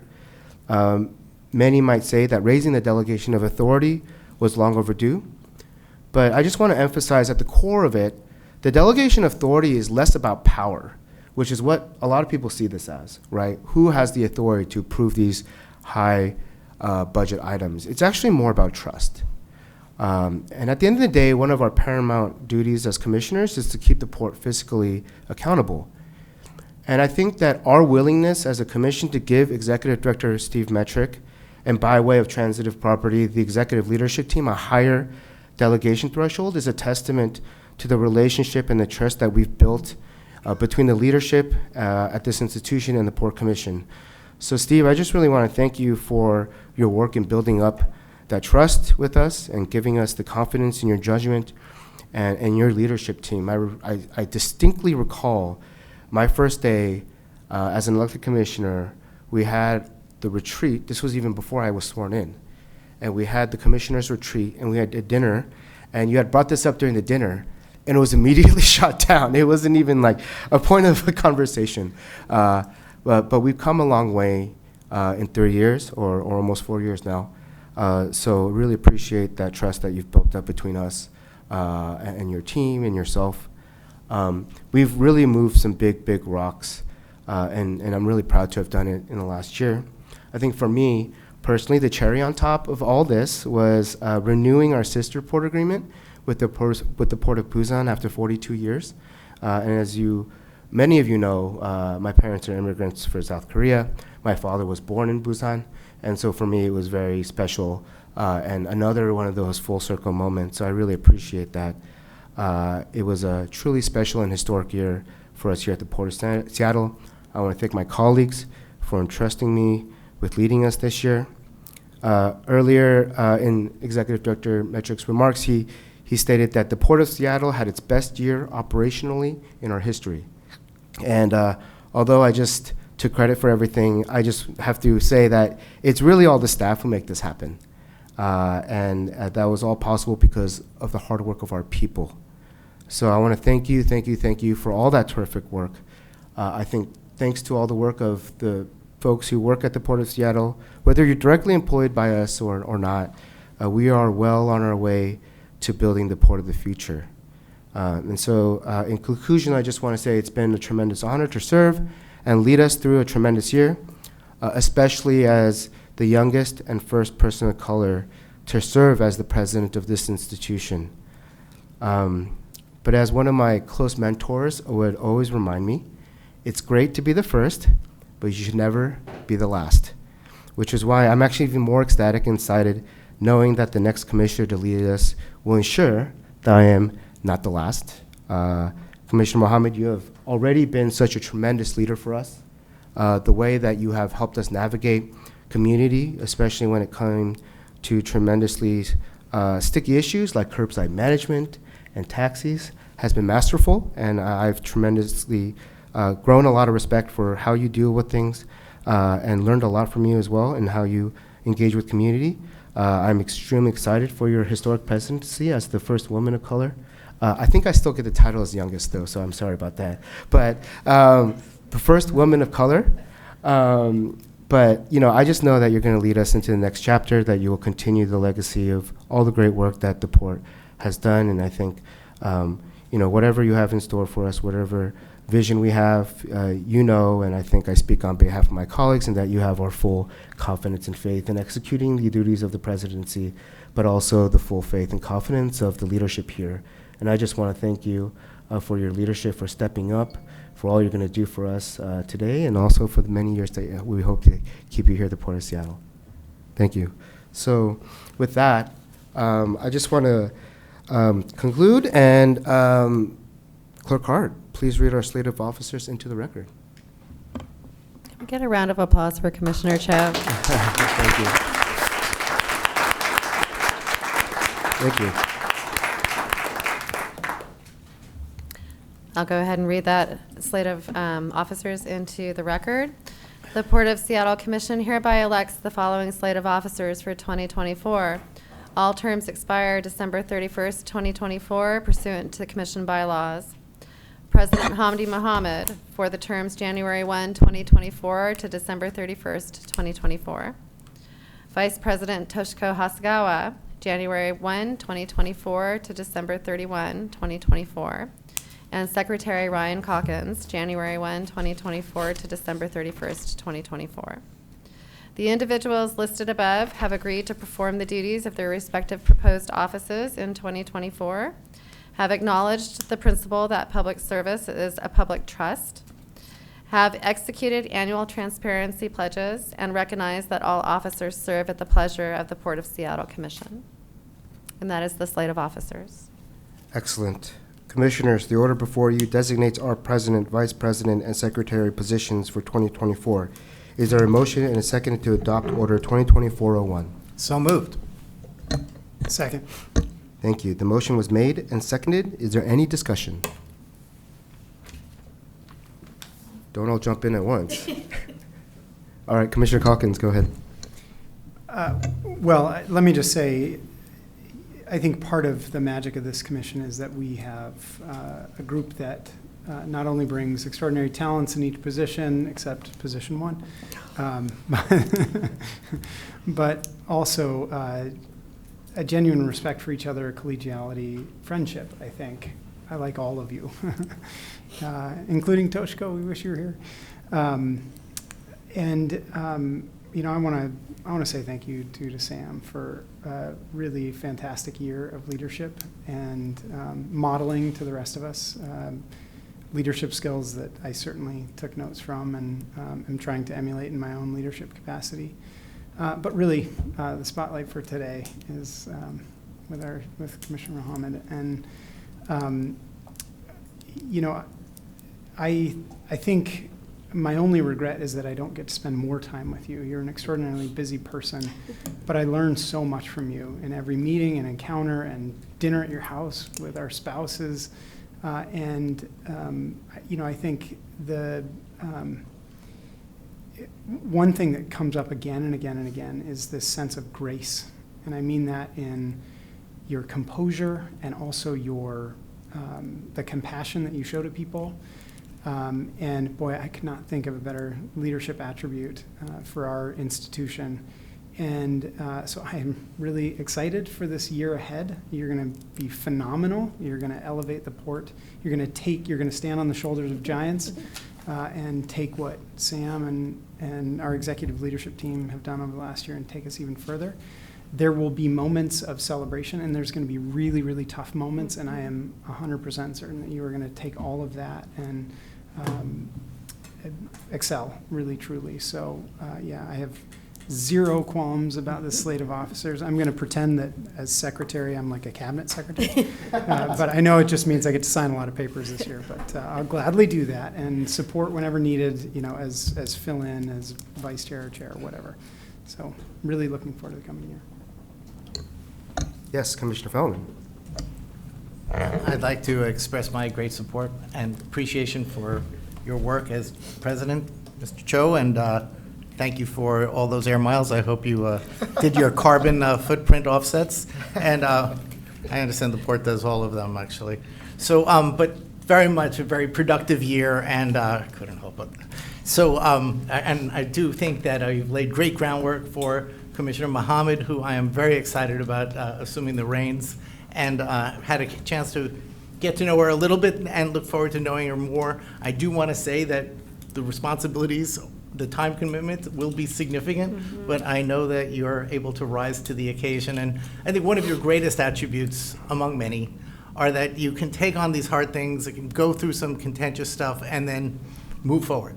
It's like this baggage does not weigh you down. You keep a light spirit and take on the next challenge, and this will be critical to your success into the future, and look forward to supporting you in that end, to that end. Thank you. Excellent. Commissioner Mohamed. Thank you, and thank you both for your kind words. I just want to take some time to thank Commissioner Cho, President Cho. I'll probably continue to call you that. Commissioner Feldman, you joked, and so I can say a little joke directed at you. You said we're temporary commissioners, with the exception of Commissioner Feldman, who's a third-term commissioner. But in all honesty, one of my favorite parts about being a port commissioner is the fact that I get to work alongside each and every one of you. You all are incredibly brilliant, passionate individuals, and you also challenge me, right? I think we challenge each other in healthy ways and continue to be friends in this work. And I think that is rare. I think it's rare in politics. We often vote together, as you all can see, but that doesn't mean that we don't have difficult conversations that happen one-on-one and so forth. And really, I just have appreciated the fact that I get to work alongside you all. This job is not easy. We all carry this work with an additional workload. We all have other full-time jobs that we're taking on, and so it's not, an easy, simple task that we choose to do. And I think why probably Commissioner Cho and Fellowman continue to run again is because there are good people at the dais, and there are really good people at the Port of Seattle who truly care and are passionate about the work that they do. And the pay for commissioners is not high, but regardless of that, I think we would probably do this work for free as well. I had to get off of a lot of community boards when I was joining the commission, and so I feel very lucky to be able to bring my passion to this work. And Commissioner Cho, I admire you. You have led us so well. You've mentioned all of the excellent work that we've done in 2023, and it was a challenging time. We dealt with inflation, we dealt with global conflicts, and you leaned into each and every one of those conversations, and I served alongside you on the aviation committee as well. And when I did join the port, one of the first things I was told was that ground transportation would be one of the most difficult things that I would have to take on. And for me, and if you know anything about my life, difficulty is not something I choose to move away from, and I've grown to lean into difficulties, and I felt very lucky to be able to do that alongside you, being a new commissioner coming on and dealing with community issues of business, people's money, livelihoods, and I felt like I learned a lot from you through that experience. Your poise, your ability to have a business lens and be able to bring a community lens and find a good balance around that. It was great, and I continue to learn from you, and I continue to look forward to learning from each and every one of you. And I'm really excited to step into this new role and be able to support the priorities each and every one of you have in the Port of Seattle. And so just really looking forward to 2024 being as great as 2023. We'll see. Thank you for the time. Even better. It's going to be even better.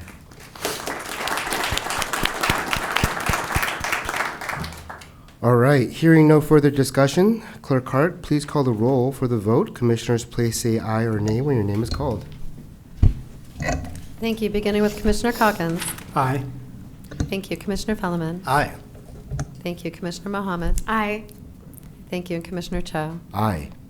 Thank you. 4 ayes, 0 nays for the slate of officers. Excellent. The motion passes. Our slate of officers for 2024 is now adopted. Congratulations, Commissioners Mohamed, Hasegawa, and Calkins, on your appointment. I forgot to do something earlier. Before I pass the gavel, I intend to give my colleagues a challenge coin. For those of you who don't know, I actually had a challenge coin made at the beginning of the year when I became president. And so I just want to make sure that you all got this while we're at the dais here. The largest one I've ever seen, actually. Yeah, well, that was unintentional, actually, but I'll take credit for it. But again, thank you so much for a terrific year, and I hope you all keep it as a keepsake. I will now pass the gavel to Commissioner Mohamed, who will preside over the remainder of the meeting and every other meeting for 2024. Commissioner Mohamed, the gavel is yours.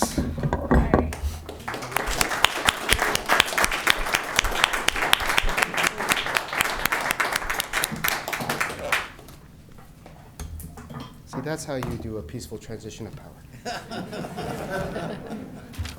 Oh, was I microphone? Oh, yeah, sure. Oh, like this? Like over his head. My finger was fast like that. Peaceful transition. Thank you.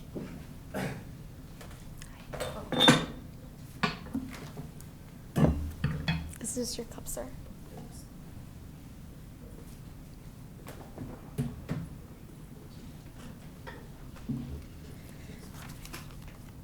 Great.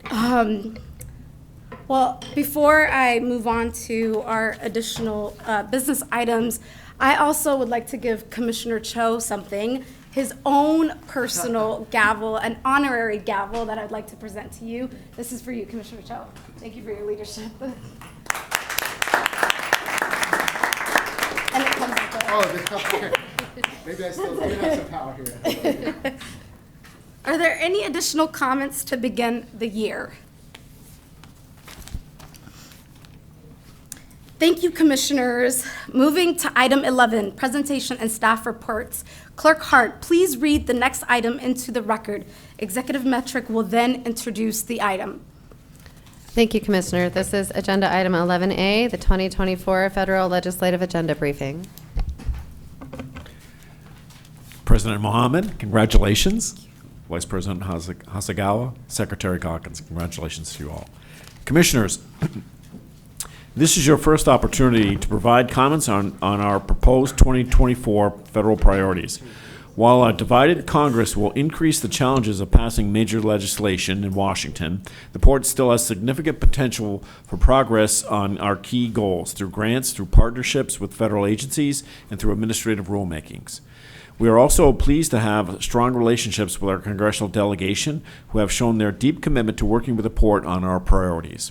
I look forward to working closely with you to advance our federal agenda throughout the year ahead. So with this, we're going to have the former acting chief of staff, but now in his role that he's much more comfortable with, Eric Schinfeld, the senior manager of federal and international government relations, to go over the agenda. I think that's Eric's title forever now. That's right. Yeah. You know, everything and then former chief of staff. Well, point of order. I think you need to ask the chair before you get there. Oh, yeah, right. That was Fair just, it's for you, Michelle. It's going to take some time. All right. Well, good afternoon, Commissioners. Executive Director Metric. Again, my name is Eric Schinfeld, just the Federal Government Relations Senior Manager for the port, nothing else now or in the future. I am really quite honored. This will be the presentation that will be forever known as the first briefing for Commission President Mohamed. So it's a lot of pressure here. I hope I really give you a good memory to start off your term here as President. Next slide, please. So we are here to talk about the draft 2024 federal legislative agenda. This is something we do every year to get your input and then eventually approval to make sure that we're pursuing the right priorities in Washington, D.C. We start every year by looking at our accomplishments and the current state of political affairs. We go through our policy priorities. As you can see there, those are the four main categories that we group our priorities into. And then, of course, we seek your feedback, and we will be back at your next meeting to ask for final approval once we get that input. Next slide, please. So like I said, we always start with looking back at the successes of the past year, and that is not only because of my deep-seated need for external validation, but also really to just show it, as Executive Director Metric said, that we have this incredible partnership with the federal delegation, with the administration. We have so many shared priorities and shared goals, and they really, all of these successes are thanks to our members of Congress who help make these happen for us. As you'll see, many of our successes over the past year in 2023 were with regard to the FAA reauthorization bill. That was a key priority for us to make sure that we were getting some of our top priorities into that bill because obviously as the owner and operator of Seattle-Tacoma International Airport, that is so essential to what we do and how we do it.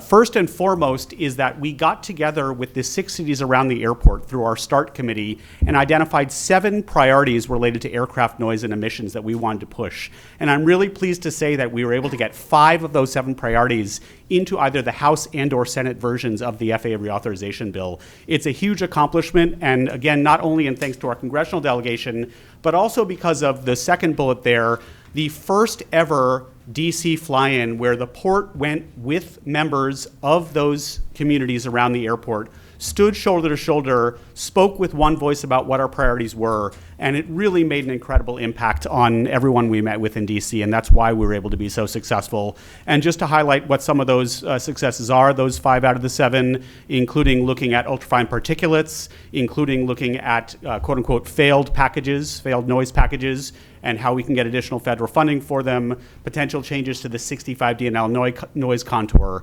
et cetera. We also were able to, the third bullet there, get language in both the House and the Senate versions that will give you as the Commission the flexibility to decide whether to sell or preserve certain park parcels near the airport, regardless of whether they were purchased with federal funds. Obviously, that's a decision that will be made down the line, but giving you that option, giving you that flexibility was one of our top priorities. And as soon as that FAA bill passes, being in both the House and the Senate version gives us great optimism that that will remain in the bills. And then 2 other things I want to highlight really briefly here. One is at the end of last year, the U.S. Maritime Administration was reauthorized. A key provision in that reauthorization of MARAD was expanding the MARAD Port Infrastructure Development Program, which is one of their main grant programs, to put on equal footing with cargo cruise shore power and quote-unquote seafood cargo infrastructure.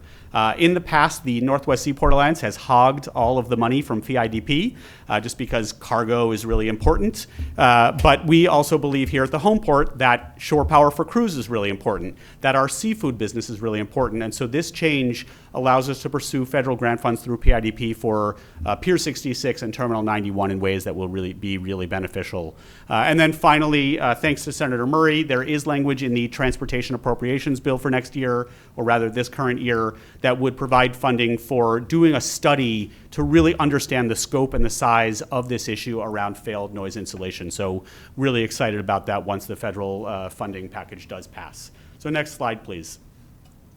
So things in DC are tough. They are quite tough. Not only do Democrats and Republicans not agree, even Republicans within the House of Representatives don't agree with each other. And we're seeing that right now where Speaker Johnson negotiated a funding agreement and then immediately a large portion of his party rejected that agreement. So where are we? We'll have to see. We could have a federal government shutdown, partial shutdown as early as next Friday. Hopefully that won't come to pass, but things are really tough. So we are, as Executive Director Metrick said, really looking more towards agency rulemaking, grant funding, but we haven't given up yet. Hope springs eternal. We are looking at the appropriations process. There is still a half-decent chance that the appropriations process will come to fruition, in which case we'll get things like I mentioned, the funding for failed insulation packages, among many other important things. The FAA reauthorization bill, unfortunately, has been stalled since last summer.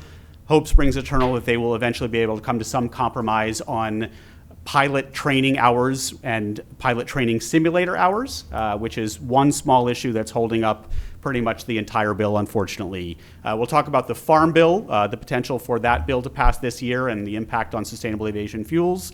And then finally, the bill that's being negotiated right now, which is mostly around aid for Israel, Taiwan, Gaza, and our partners in Ukraine, but also has funding for the southern border, which would include CBP staffing. And if there is money for additional CBP staffing, that will have benefits to our airport and seaport gateways as well, reduce some of the strain that we're having on our CBP staffing there.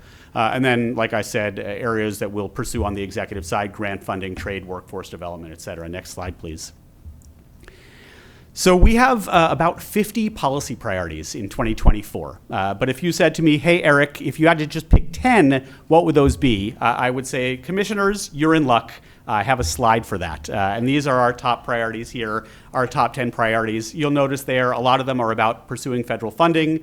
Top priority for us, especially ever since the infrastructure bill passed and the Inflation Reduction Act passed. Federal staffing of our facilities, so important, particularly to reduce wait times at the airport.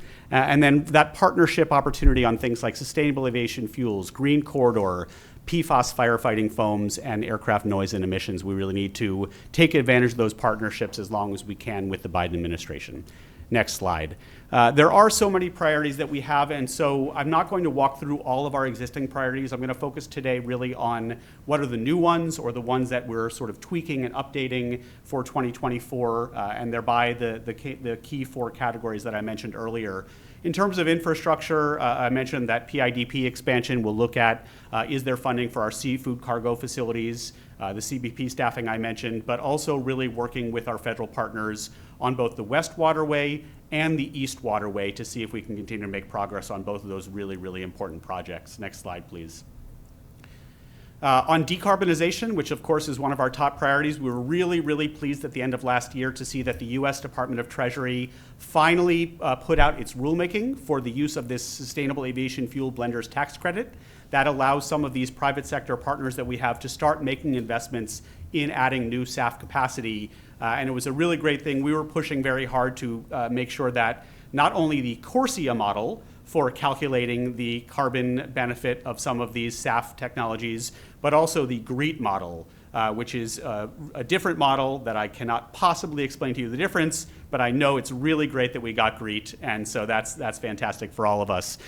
GREET still needs a little bit of additional rulemaking, so we'll be continuing to work with our partners to make sure that by the spring, the exact definition of how you calculate that carbon reduction. And again, that's really important because the way the SAF Blenders tax credit works is it's $1.25 per gallon up to $1.75 per gallon with 1 additional cent for every percent of carbon reduction over 50%. So how you calculate that amount of carbon reduction matters, which is why GREET is a really important model to be able to use.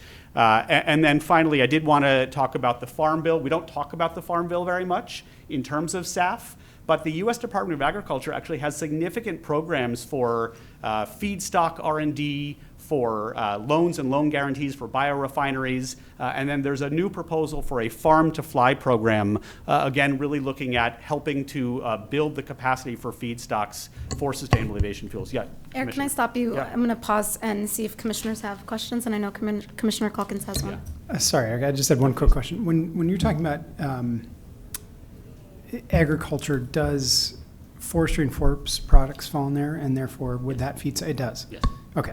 So that's a pretty significant one for us, for sure. Yes, absolutely. And again, you know, to be very clear, very important to remind everybody listening that our definition of sustainable aviation fuels mostly excludes food stocks. We're really focused on those non-food stocks. And so while they're, you know, right now we're sort of an all of the above nationally in terms of how we get to SAF, our focus is of course on those things like municipal solid waste and forest residuals, but it's good to have U.S. Department of Agriculture spreading the wealth as much as possible and giving us as many options nationally and internationally to get to SAF feedstock capacity that we need to get to.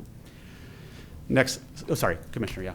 Commissioner Fellman? Yeah. Just in support of that, U.S. Department of Forestry is in ag, Yes. so that works good. Yes. And also, I mean, I know that there's like stuff like camelina or cover crops that are nitrogen fixing crops. So I'm just making sure that we might be able to look at, you know, crops as a way to include their oil seeds that will be beneficial. But thank you for all the work you've been doing on that. Yeah, absolutely. Thank you, Commissioner.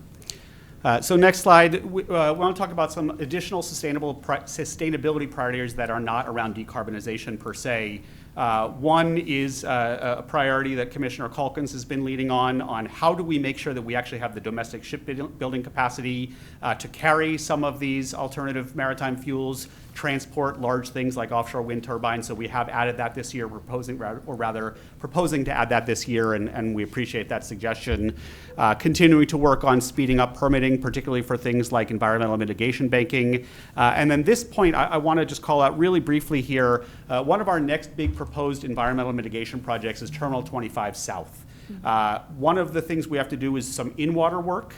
And one way to speed up the permitting and reduce the permitting barriers to that project is actually to deauthorize a very small portion of the federal waterway right off Terminal 25 South, which means it will no longer be part of the federal navigation channel.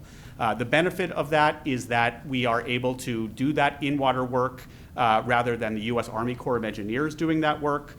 We don't have to dredge to navigable depths, and the reason that's okay is because there are not currently navigable depths right there off T25. So we think actually the Army Corps is fully supportive of this. We've done full outreach to everyone from labor to tribes to industry to make sure that everyone's aware of this and comfortable with this. And so we are excited about moving this within this year's Water Resources Development Act bill. and we've been working with our congressional delegation on that. So just trying to facilitate this project as it continues to develop. I know the details of this project are still in the works, but what we can do right now to facilitate it is really important to us. So I wanted to call that out. And then finally, last slide on our new priorities for the year are around, of course, all those things that I talked about for the aircraft noise and emissions policy. We're really excited to get them into the bills, into the FAA reauthorization bill, into the transportation appropriations bill. We actually have to get those passed this year. It's really, really important that we keep up the work to do that, and we're going to keep hoping that despite all of the dysfunction in Congress, we can still get a couple of these must-pass bills done, and we'll continue to work very, very hard with all of our partners to make that happen. So final last slide here, of course, is where we are. We're here today, sorry, next slide, please, to take your feedback. We're going to incorporate that feedback and come back next time for final adoption. And then, of course, start sharing that out. And the last thing I want to say is really the way that we are successful is not just you giving us direction, but you being our partners. You are our best spokespeople as elected officials to go talk to our members of Congress. And so whether it's them coming here for things like August recess, whether it's y'all coming with me or others to Washington, D.C. to participate in direct meetings or part of these sort of broader fly-ins. We were so lucky to have Commissioner Mohamed come on that Start D.C. fly-in, and her ability to talk directly with our members of Congress really helped us make the points that we needed to make. So these are just some of the dates. Obviously, there's many other opportunities to bring you to D.C., in addition to the work that Commissioner Cho and Commissioner Fellman already do on those federal task forces and federal advisory boards, where we take advantage of your time when you're already there to go meet with members of Congress. So that will be an ongoing opportunity, an ongoing conversation to keep you involved in these priorities once you hopefully approve them at the next meeting. And with that, I'm happy to take any questions. Great, thank you for the presentation. I'll open it up for any additional comments or questions from my colleagues. Commissioner Fellman? As I have my paper sprawled out before me, I'd just like to have one friendly amendment to the item H, I believe it was, in the, here we go. No, I'm sorry. I was just teeing it up here and I lost myself in my paperwork. I have a copy if you want it, Commissioner. Yeah, no, it's right here. It's just, and drowning in paper is sort of like my, okay, sorry. Well, I can read the item in, here we are, that's the problem. So, item H, under trade, economic development, and workforce, so that would be 4H.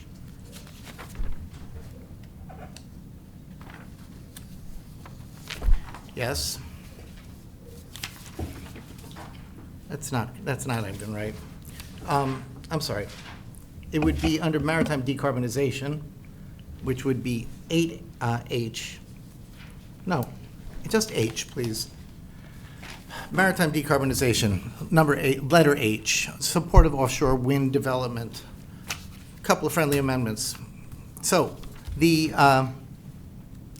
would insert the word industry between support offshore wind development, which was wind industry development, and that's the heading.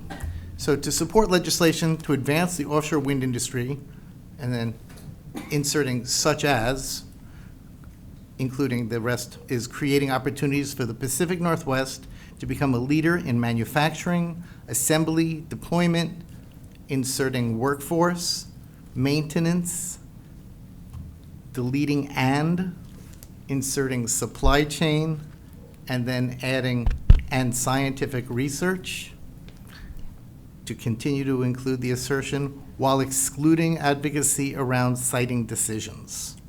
And then keeping the last sentence as is, partner with local stakeholders to pursue federal funding contained within the IIJA for offshore wind industry development. I've put these in writing. There's one tweak with regards to inserting scientific research, but other than that, this is, I don't know if it has been distributed, but it's in the same spirit It's just a slight refinement. Commissioner Fellman, I believe Clerk Hart has some comments. Yes, through the Commission President to Commissioner Fellman, I would ask that you work with Eric then to get the language into the version coming forward for action. Since this is a briefing, we don't have a main motion before us to make an amendment, but I'll take your language there if I can collect it from you after this meeting and share it with Eric. Yeah, and just to say, Commissioner, that this will be, when we come back to you in 2 weeks from now, we will include this. So, and of course, it was our intention all along to specifically focus on the supply chain piece of this and some of those other pieces and not be involved in the siting part of that. So thank you for the clarification. Thank you. Are there any additional comments or questions? I have a couple, and Eric, you're right, I will forever remember this presentation because it is a special moment for me. Me too. I will present maybe some amendments to you at a later time. The one that I think about is around workforce development, and I know you have a section on welcoming immigration policies. Just considering the increase of migrants into the country today and knowing that there is an influx here locally, our airport is one that comes up in a lot of discussions. One of the things that I think we should look at is advocating for advancing work authorization, employment authorization cards, EADs. There are a lot of people here today who are eligible to work, could come to Sea-Tac Airport to work.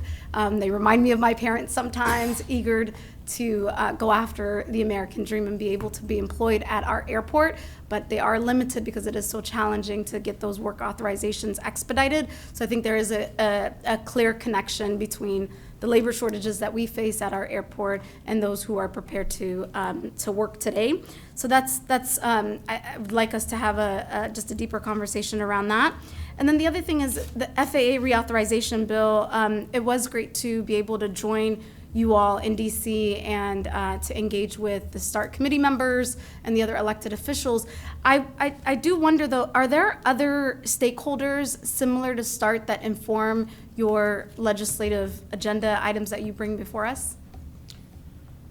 So yeah, we certainly reach out to all of our partners, industry, community members, other jurisdictions to ask what they're doing, particularly local jurisdictions like Seattle, King County, and the airport cities themselves. So we try and be comprehensive, and one of the things in particular we focus that on is grants. We want to make sure that we are supporting and writing letters of support for other jurisdictions that are applying for federal funds that have a nexus to the airport. We just did one for the city of Sea-Tac, for example, where they're developing out their pedestrian and transit infrastructure that can support access to the airport. So these are the types of things we want to make sure that we are working hand in glove with our partners on. And we have tried to reach out to as many other folks as possible, but if there are people who have interest in this and want to make sure that we're supporting their priorities, we're always happy to do that. That's great to hear. I know with the FAA reauthorization bill, we do have a lot of stakeholders who have interest in it, and I think it's going to be a slow process, but providing maybe some timelines on what people can expect and how they can advocate to their members of Congress as well would be helpful.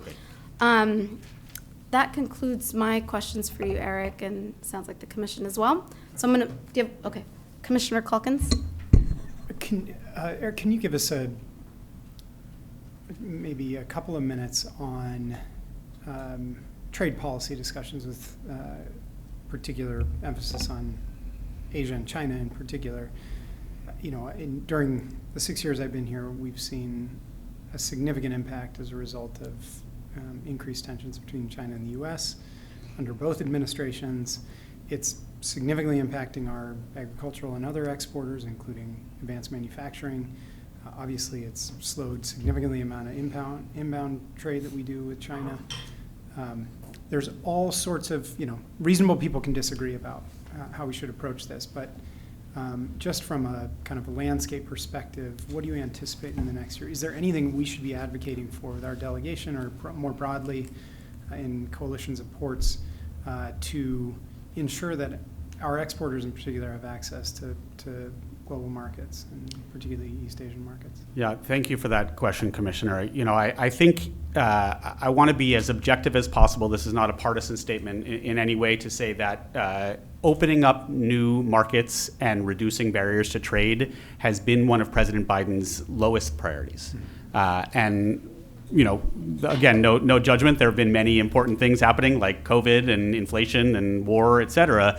But this has not been an area where the administration has leaned into. I think it's also fair to say that not only has President Biden continued almost all of President Trump's trade policies, in many ways he has leaned into them significantly, particularly related to China, with specific industrial policies that favor domestic industries versus China, whether it be microchips or electric vehicles or whatever else. There have been some very friendly conversations recently between President Biden and President Xi, particularly at the APEC summit down in San Francisco, but none of that has actually changed the fundamental direction that we're in right now related to trade policy.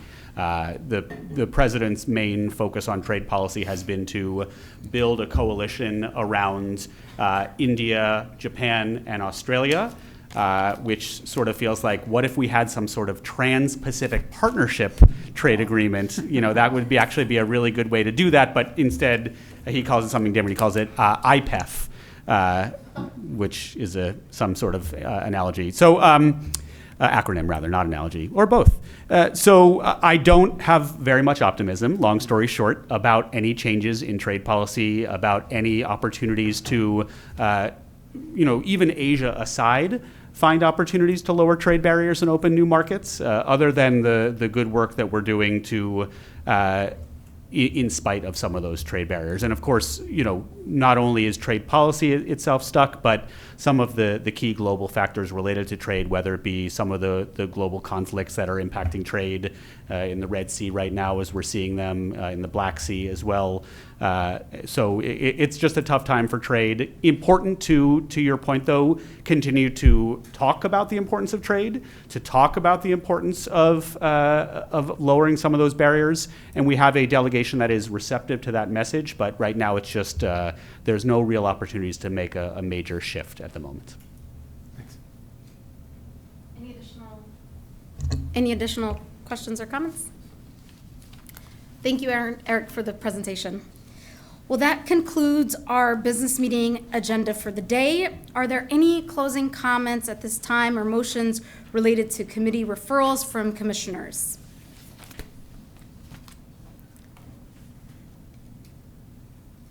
I will add a closing comment. I wish Commissioner Hasegawa was here. I did have a really great conversation with her yesterday.